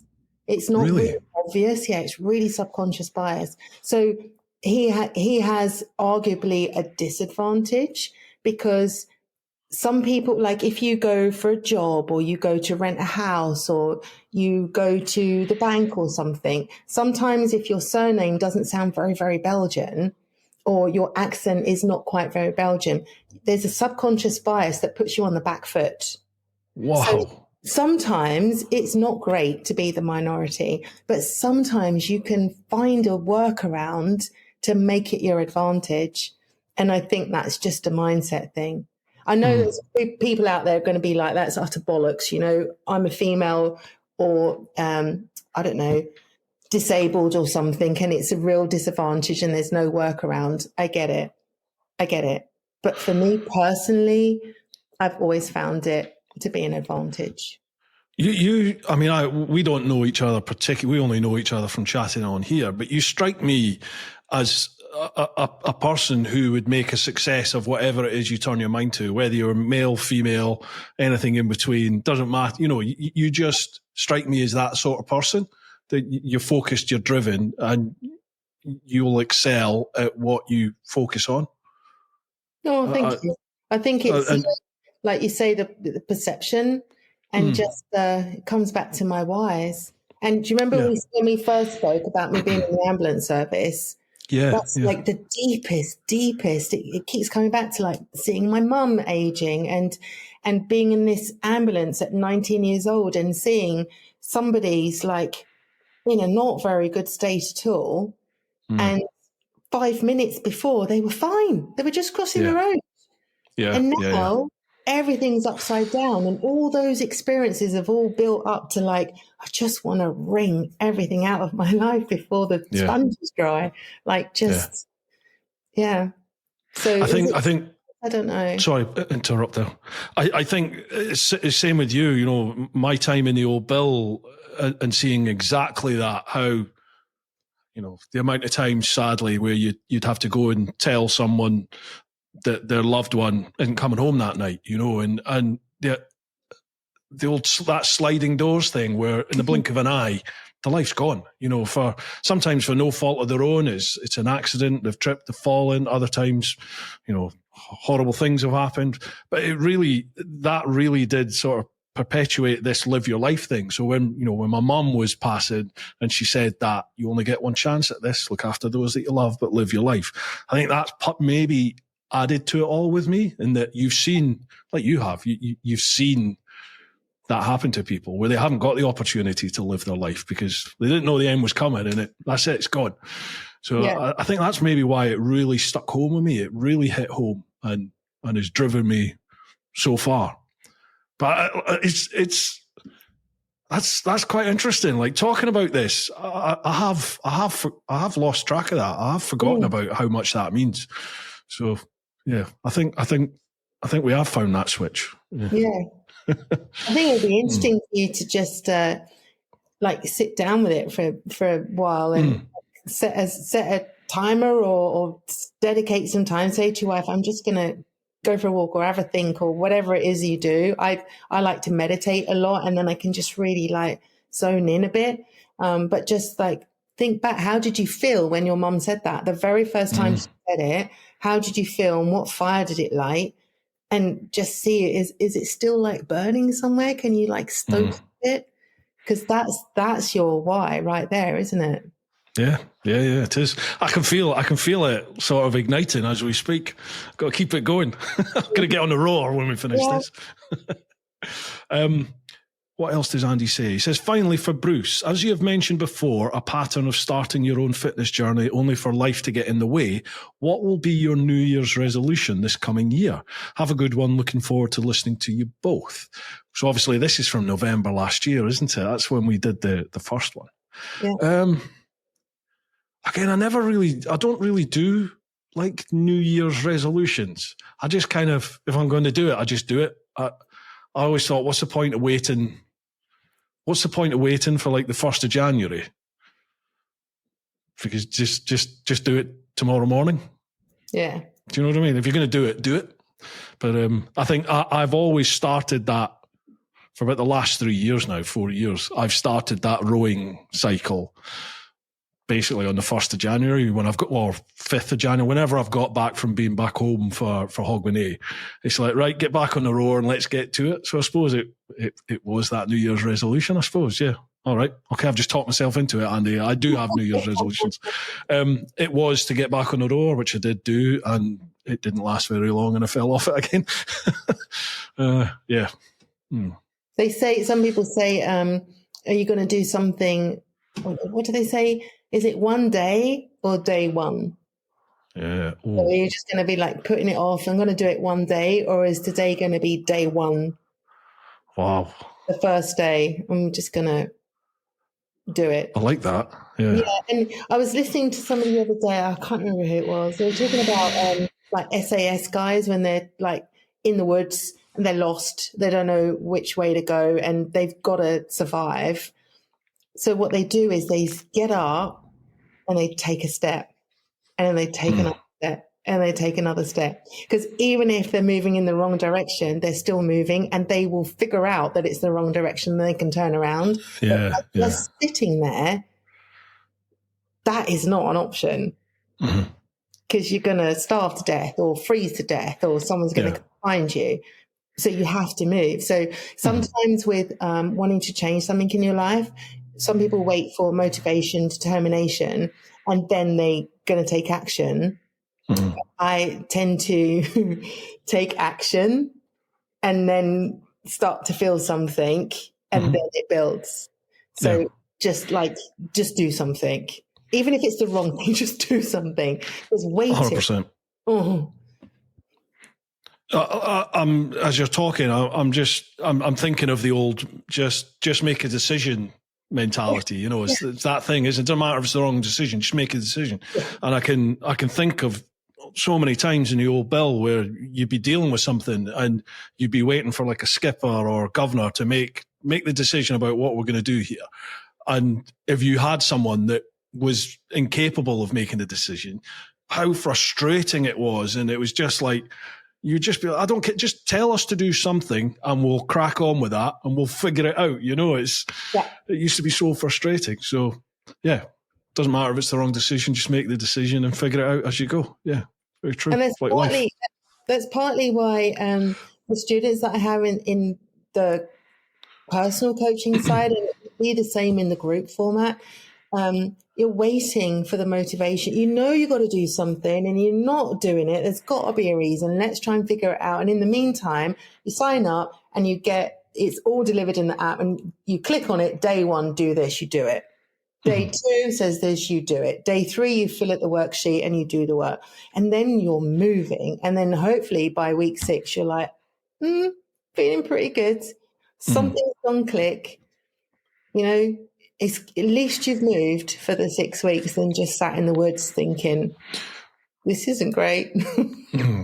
See, for your program there, the group program, excuse me, could we choose the group that we do this with? I'm just thinking in my head as you were talking, if I was to put out on my platforms and go, right, you know, I need this kick up my arse. This is what I'm going to be doing. I'm going to be working with Jane, explain it all out to people, and then invite other people in and say, right, okay, who's up for it? We'll get together. We form our own group and we make each other accountable. We kick each other up the arse when we need it and we motivate each other. Yeah. Would that work to do something like that? How it's going to work in my platform, I'll share the link with you when it's up and ready, like close to the date we'll launch. I'm thinking of launching probably mid to the end of April, so give you time to get this out and we can run it in MCN and stuff.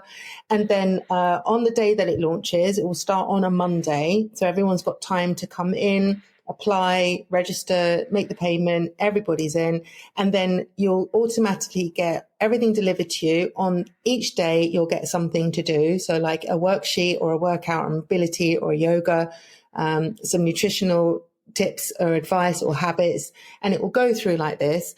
And then you'll also automatically get put into the group. So in the group, everyone who's in the program will be in the group. And I have my personal ones too in the app. Yeah.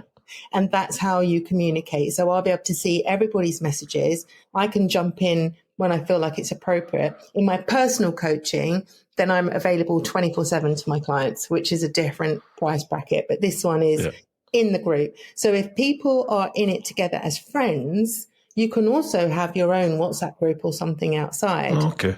But it is the point that everyone's in the group together so that you can support each other, people that you don't even know.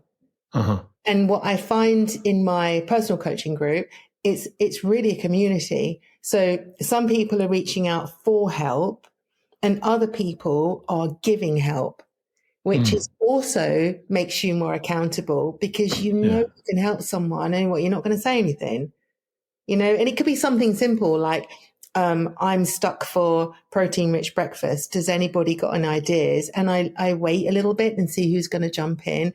And then somebody goes, oh, here's a pancake mix, or here's, what I do with my Greek yogurt, or did you know you could do this with cottage cheese or something? And then it's so nice, really lovely. Right. Okay. Do you know pricing yet for this sort of thing? Yeah, it's going to be $4.95 in euros. So that will be slightly less in pounds, won't it? It's about 23p, isn't it? Yeah. No, it's not. It's not. I'm just. I'm doing a tour to Australia next year with my company Chicken Strips, and at the moment the exchange rate is so good for us going to Australia.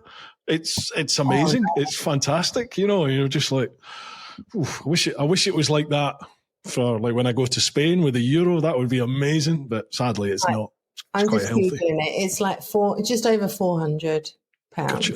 in sterling. Yeah. Right. Okay. Yeah. Right.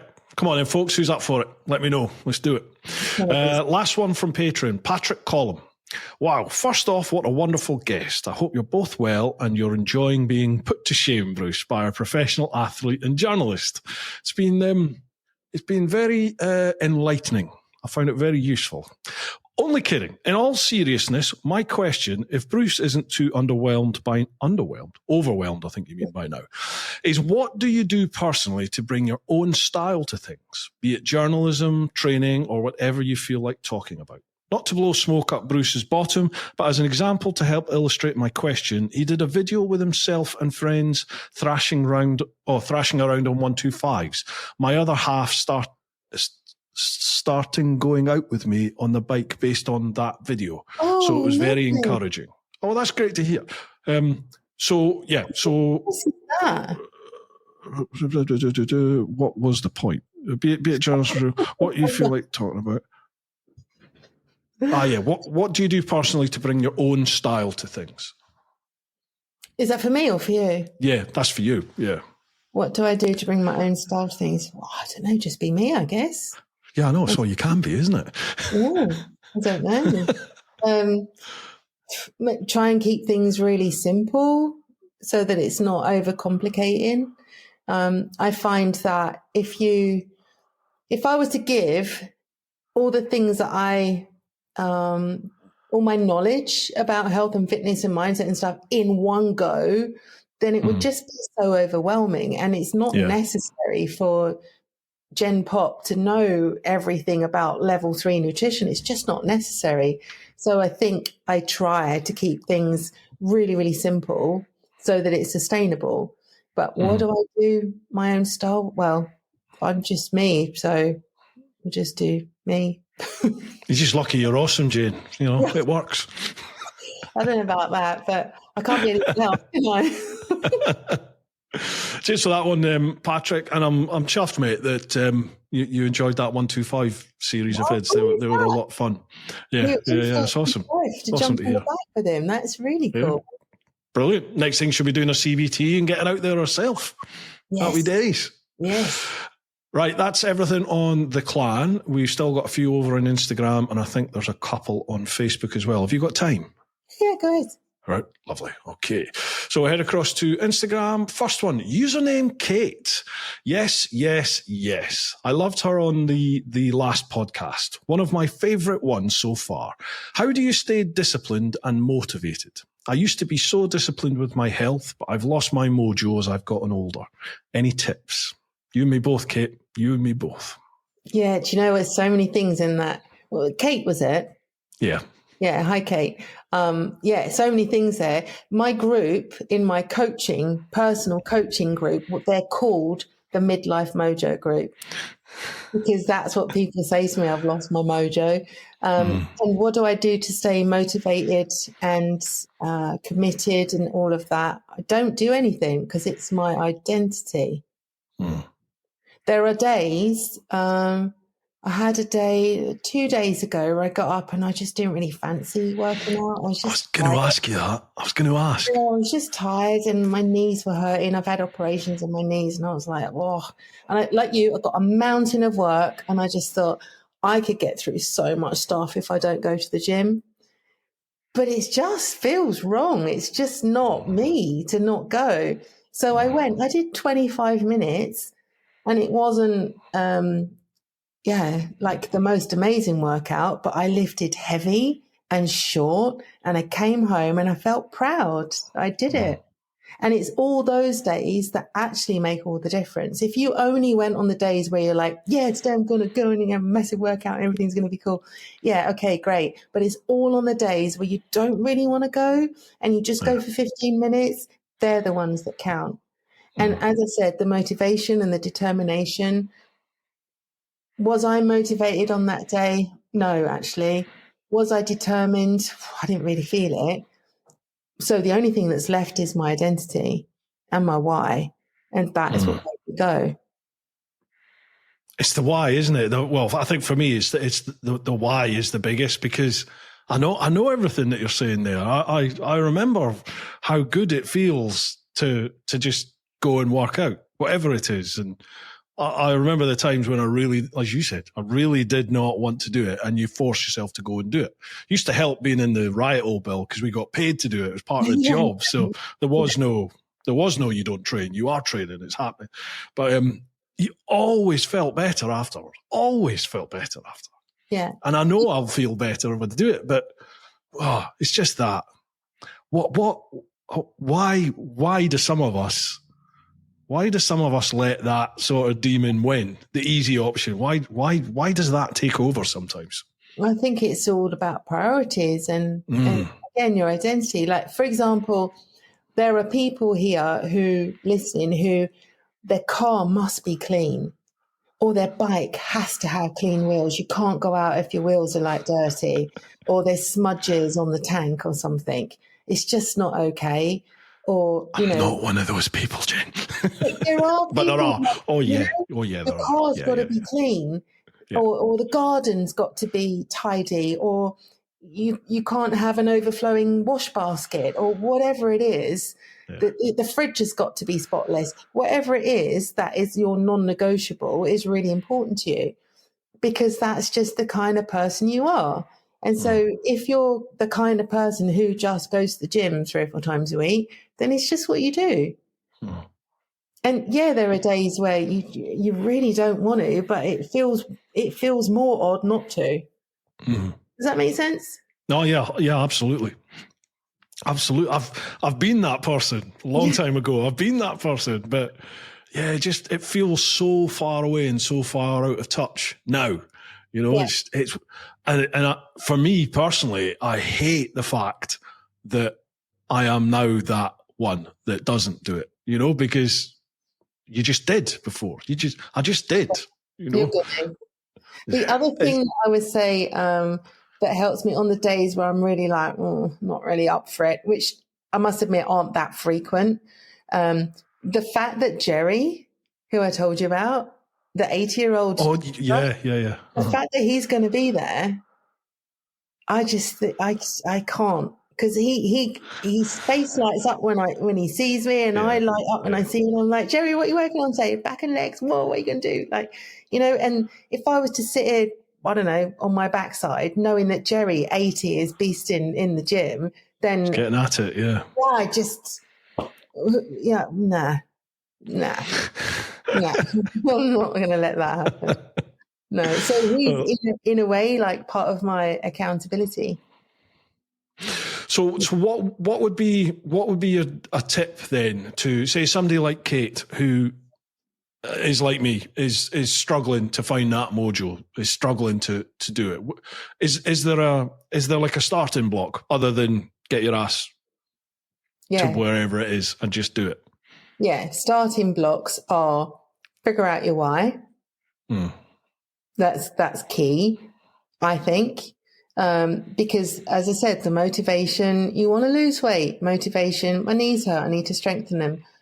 Is that strong enough? If it was, you would be doing it already.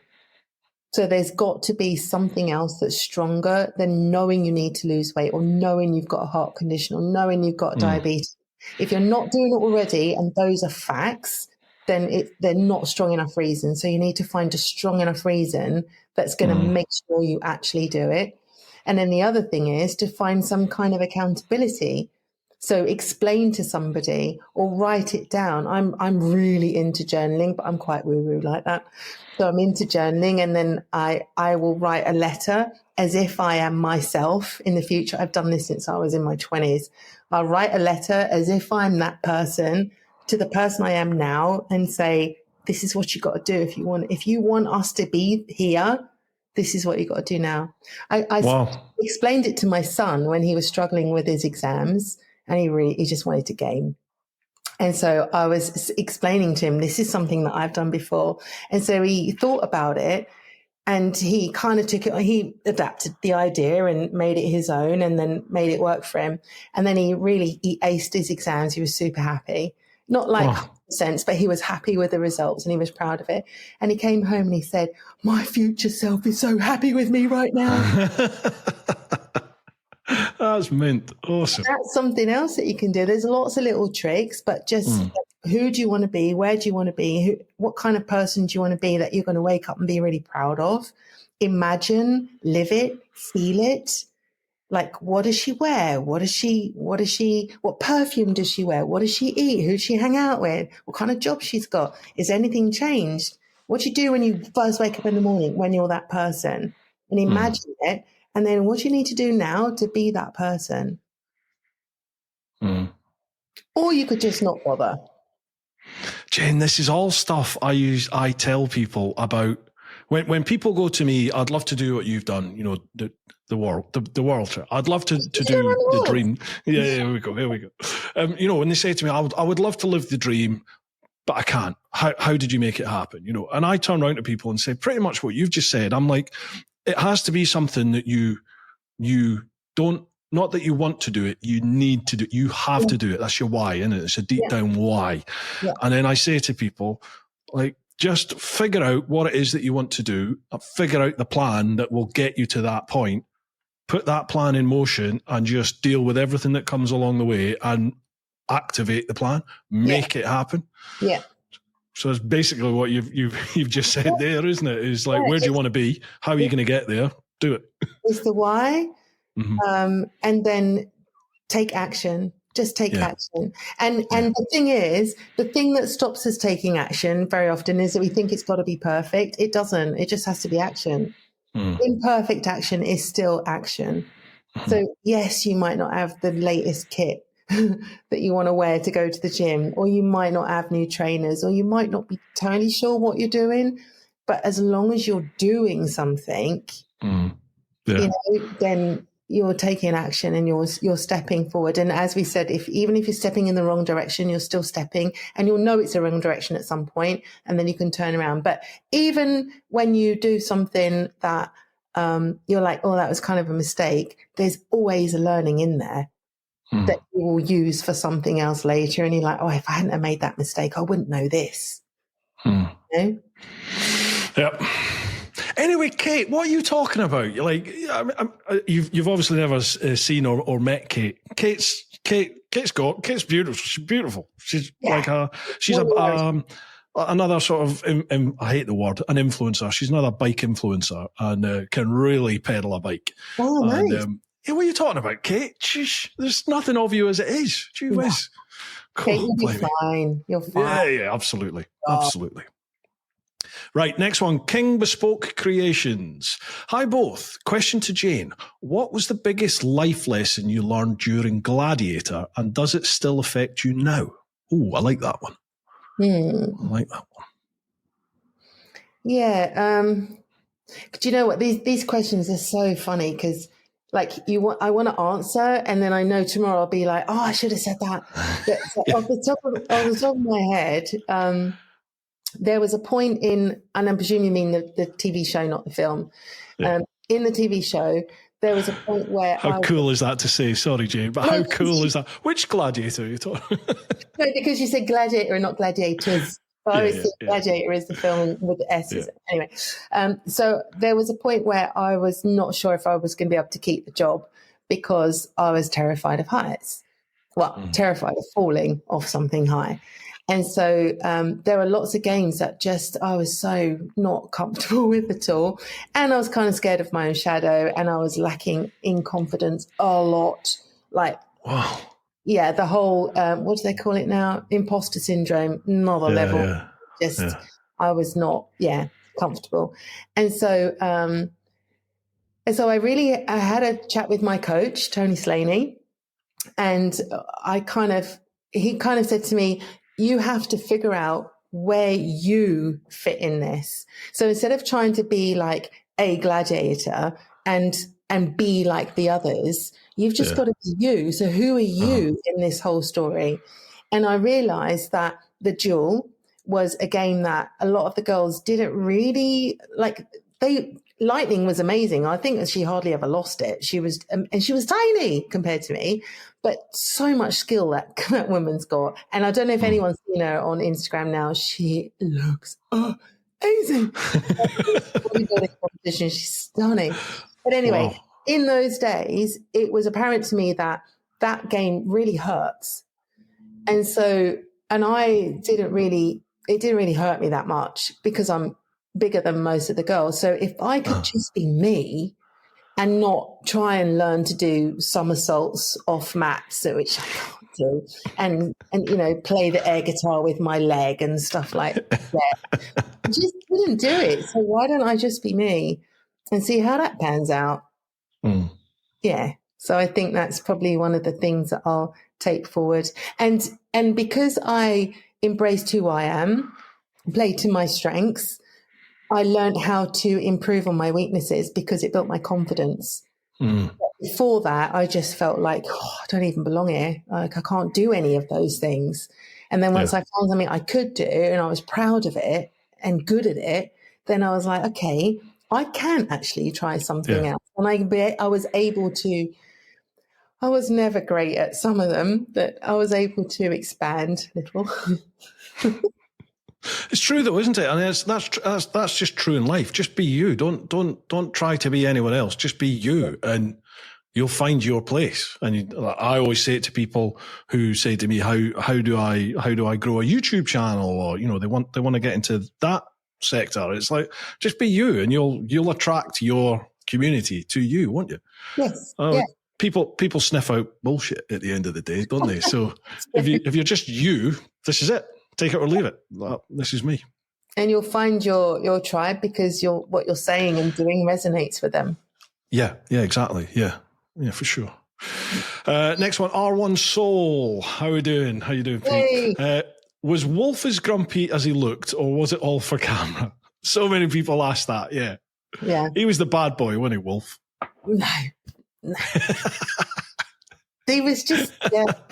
I think honestly, he could be a bit grumpy.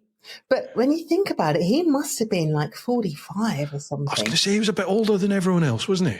He's in his 70s now. He must have been in. No way. Yeah. No, shush, no. Yeah, and he still looks amazing, eh? Wow. He's still proper built.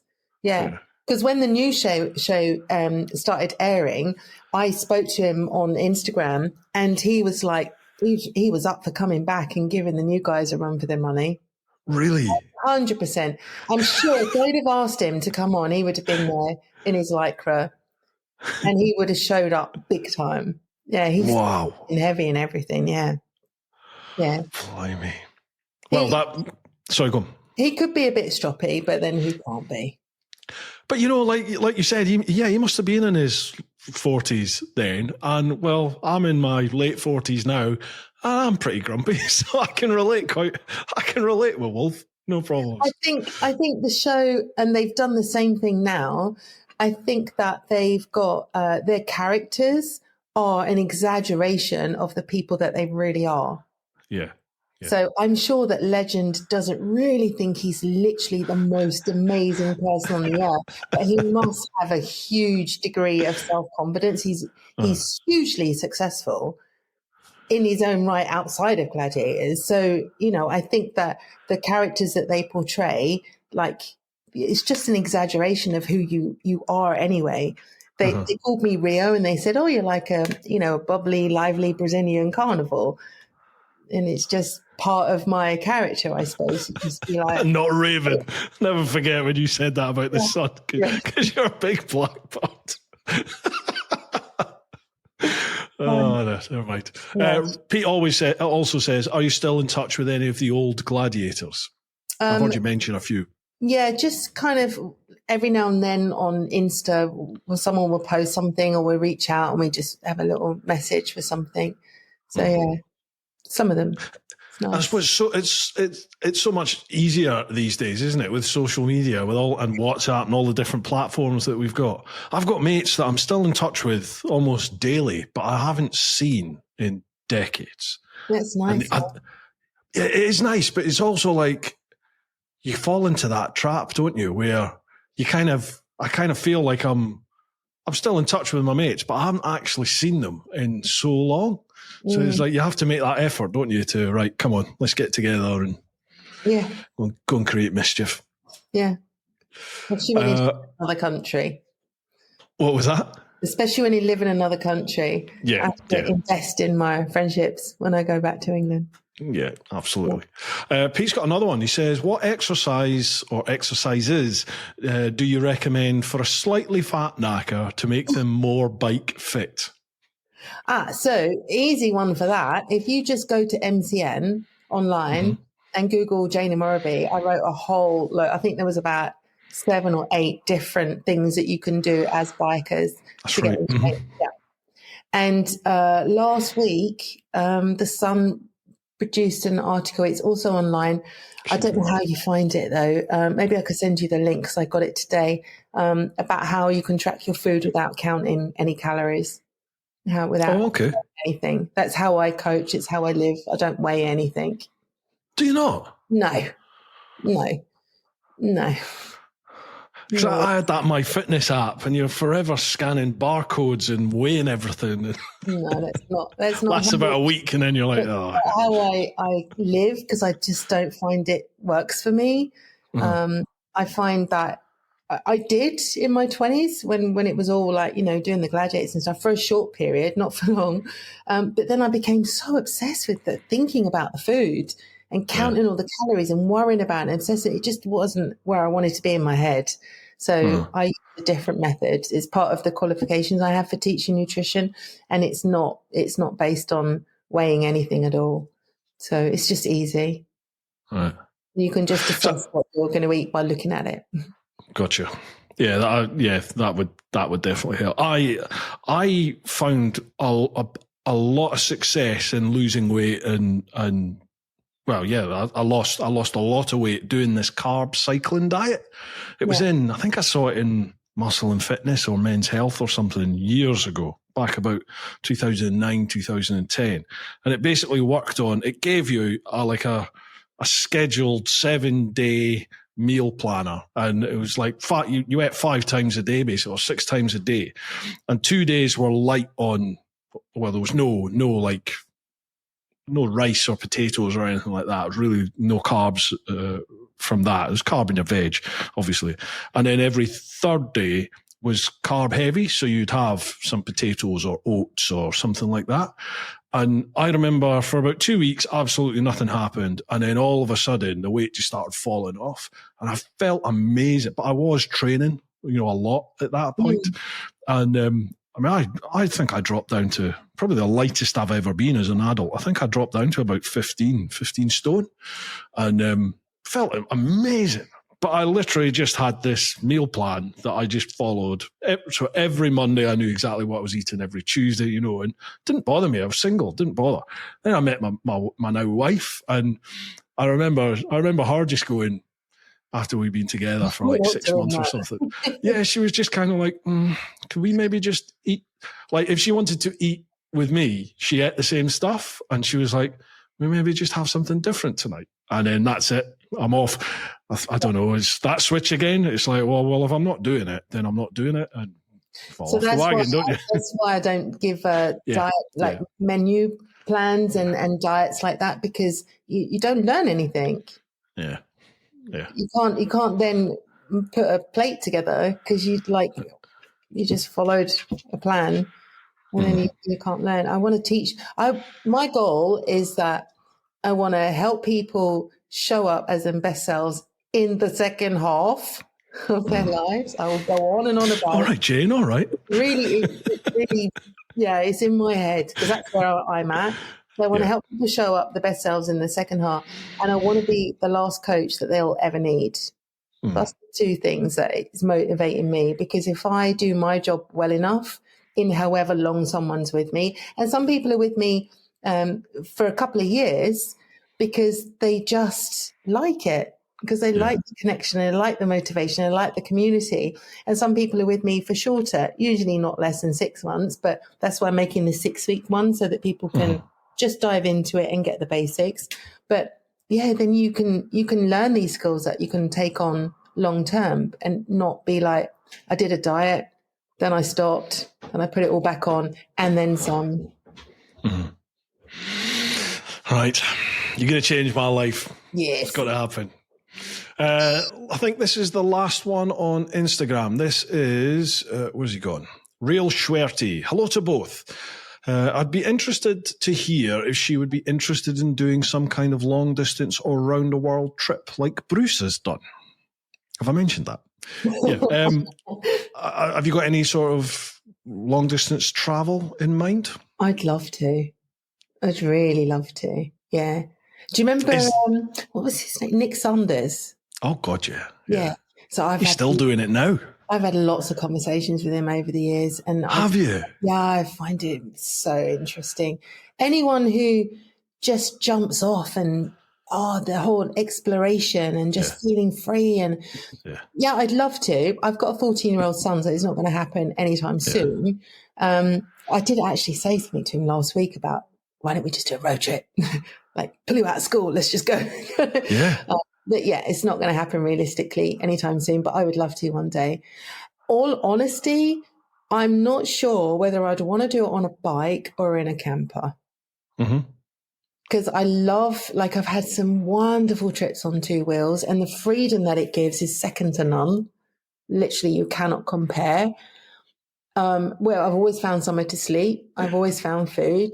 I've always figured out what to do when it started snowing or raining, and that's part of the adventure. I've done a couple of trips in a little camper van, and I also like that too. So I'm starting to think, when the time comes, because I can't imagine checkered flag going and I haven't done it, so it's something that I want to do. I can imagine having a little bit of both. So some kind of camper where I can, I don't know, have a bike hanging off the back or something, or I don't know. Best of both worlds, I don't know. I just like the idea of having a bed that I can just stop and sleep. See, I did some touring of Europe with my son when he was about 10. Yeah, he's about 10, 11. And he sat on the back of the jigsaw. So we had the tent, all our luggage, him and me on this jigsaw. Just went off round sort of mainland Europe, really. And we both loved it. I mean, it was such a good time, father-son sort of bondy time. And my boy's 27 now. He'll be 28 this year. And we've kind of drifted apart quite a lot now, but he was talking last year. I remember him saying, I would love to do another one of those trips. Even if we just did it in a car, it would be cool just to go off and do that sort of thing again. I think we're going to have to make that happen, because we have drifted apart quite a lot now, sadly. But it was great. It was great to do stuff like that and show him. I sort of did that then because I had this world trip in mind. Well, I'd already committed I was going to do it. So it was a way of showing him what I was going to be doing, while I was away for, could have been a couple of years. So that's kind of the reason I took him with me then. But it's nice to see now, and him as a man, him saying, I really enjoyed that and this is what I got from it and I'd love to go and do it again. So, right, we'll make that happen. Clearly had a massive impact on him, having done that with you. Yeah, but you're right, travel, especially on a bike, it's just, I mean, travel's travel, isn't it? But I do think traveling by bike, I don't think I can, maybe going by push bike or something, that might be kind of similar, but it's that freedom you spoke about. And such a good feeling though, isn't it? Yeah. Like I've told you before, I used to just pack stuff, like minimum, and then just get off, like get a one-way ticket on the ferry and get off in France and just think, right, now what? And no plan, just go. Yeah, find a road that looks a bit like a piece of warm spaghetti has just gone flop on tarmac, and then I would ride the road and then stop and ride it back and then stop and then ride it again and stop and it would start to get dark and I'd think, oh no, I'm not done yet. And I remember one bit of road I must have ridden, it was really long, I must have ridden up and down it about 10 times, and everyone's like, shall we move on? No. Yeah. That's right though, but before sat navs, that's what you did, wasn't it? You used to look at the map and go, okay, where is this road? Figure out how you got there. And then you would enjoy the road. And like you said, when you want to move on, you grab the map, have a look. Where looks good now? Right, we'll go here. Now it's like you're just going from one point to the next point. You're just following, aren't you? You're not. Yeah, we are. And literally look at it. And we used to describe it as, where's the spaghetti? And anything that just looked like this, okay, let's go there. I need to do that again. I need to get my mates together and we need to do old school road trips. Yeah. None of the technology that we always use now. Let's just go. Yeah. That's it. How many pages are we going to do today? Yes. Right. Okay. Do the same. That's all of the Instagram ones. I think we've got 2 over on Facebook, if you've got time for them. Yeah. Go ahead. Lovely. Right. This one's Paul Simpson. Can't wait for this. Hopefully it's a long one. My question, as fit as you are, do you still go for coffee and cake? If so, what cake? As clearly it doesn't affect your waistline. Same to you, Bruce. So yeah, what is your treat? What's your treat cake? My son is just told me, what's my treat cake? Carrot cake. Carrot cake. Yeah, he's right. Carrot cake. But that's healthy, Jane. That's effectively, that's fruit. No, yeah, is it fruit? Carrot? No, vegetable. It has like a white sugary icing on the top. That's just carrot cake is nice. Yeah, I love carrot cake. I like anything chocolatey. Are you a dark chocolate or milk chocolate? Oh, both. Yeah. Both. Yeah.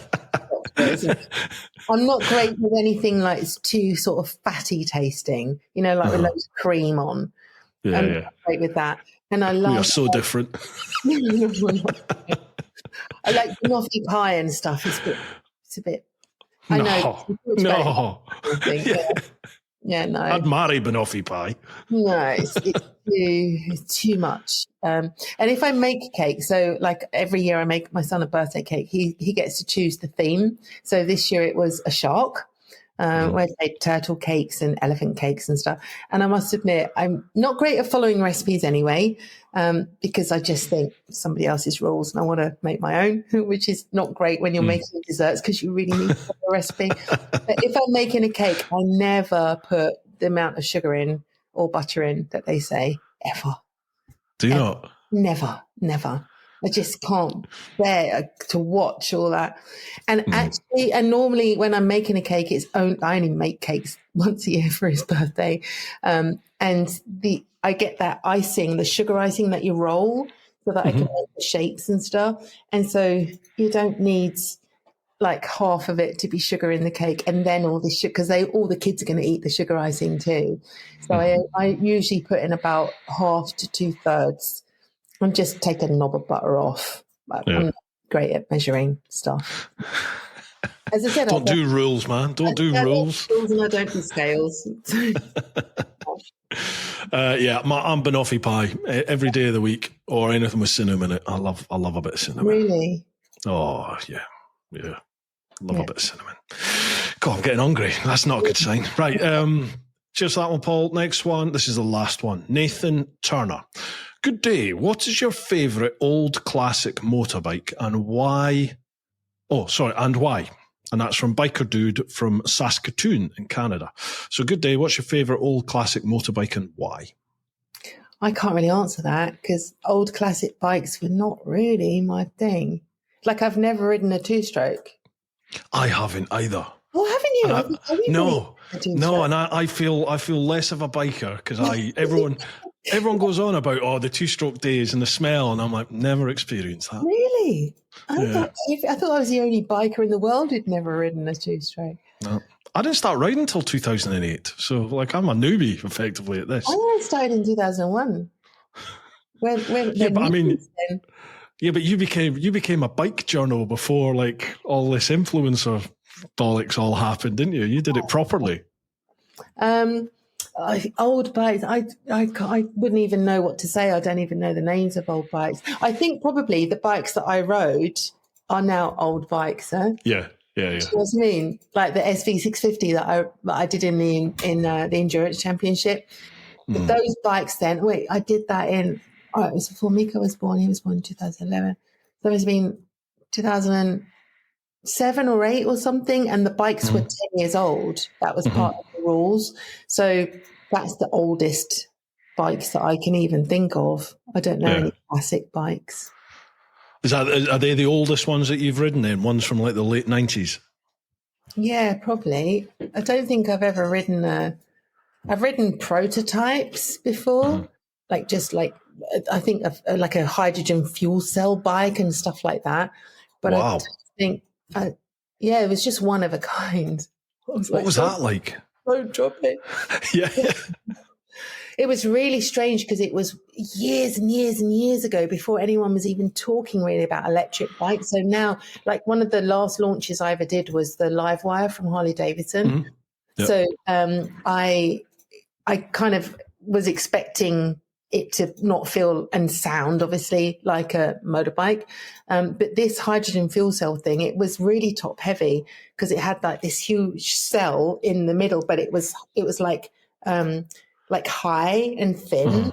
So every time you leant, it just went flop, because you got this really high center of gravity. It was really strange, interesting. But again, an old classic. I wouldn't even know where to begin. Sorry. I've done a video on it. A mate of mine likes to fettle, and him and his dad collect stuff and do it up, and they never sell it. So like he's got stuff like an old Second World War sea mine that's in his garage, and a jukebox from the 1950s that's all done up now and works, and that's in his man shed. But they have some classic bikes going back to, I think the oldest one they had was about a 1920 or a 1915 bike. So they had like is it Douglas Francis or something like that? Or they had 3 bikes anyway. I've done a video on it, just as a classic episode. And I got the opportunity to ride these bikes. And I was amazed at how familiar they felt. Yeah. Yeah, I don't know what I was expecting, but I was riding them, and okay, the brakes, the brakes and the performance isn't what you get anywhere near these days. But it was still just riding a bike. But it felt much more of a living, breathing thing, a bit like a Harley and like an old Harley as well. They have a soul, those bikes. I really see the attraction now when you ride them, because it's. This thing is popping and farting and growling at you as you ride it. So it's a real visceral experience to ride it. I really enjoyed them. I really enjoyed riding those old bikes. But I don't think I would ever own one. My mate was saying that the starting sequence, if you got the starting sequence wrong, so you'd have to leave the bike for like an hour and a half, because there's just no way it's going to start. You just have to leave it, come back to it later on, and go through all these steps again to get the thing going. I've never really ridden something super old, but I was just thinking, I had a conversation, I think it was last year, with Henry Cole and the gang, and we were talking about maybe doing some stuff together. So I think if I had an opportunity to work with them, then I would imagine then there might be some old stuff turning up, battling things and might be some old stuff. But other than that, I in my job, I was testing new bikes mostly. Uh-huh. So, yeah. Sorry, I feel like I've let you down on that answer. No, not at all. Not at all. I'm glad it's not just me. I literally thought I was the only biker of this sort of generation who'd never ridden a two-stroke. Well, No. thankfully I'm not. Happy days. No. Jane, that's us. We've done all the questions. We've finally finished them. Cool. So that's 2 hours, 20 minutes you've been on here. I do love a good old chat, don't I? I feel like I genuinely feel like you've helped me. Like, the switch hasn't gone, but I think I found something that I didn't have before. Like the why. I think I'm pointing at it. I think I know where I need to be going for that inspiration. Cool. I might even row tomorrow. Yeah, go on, do it.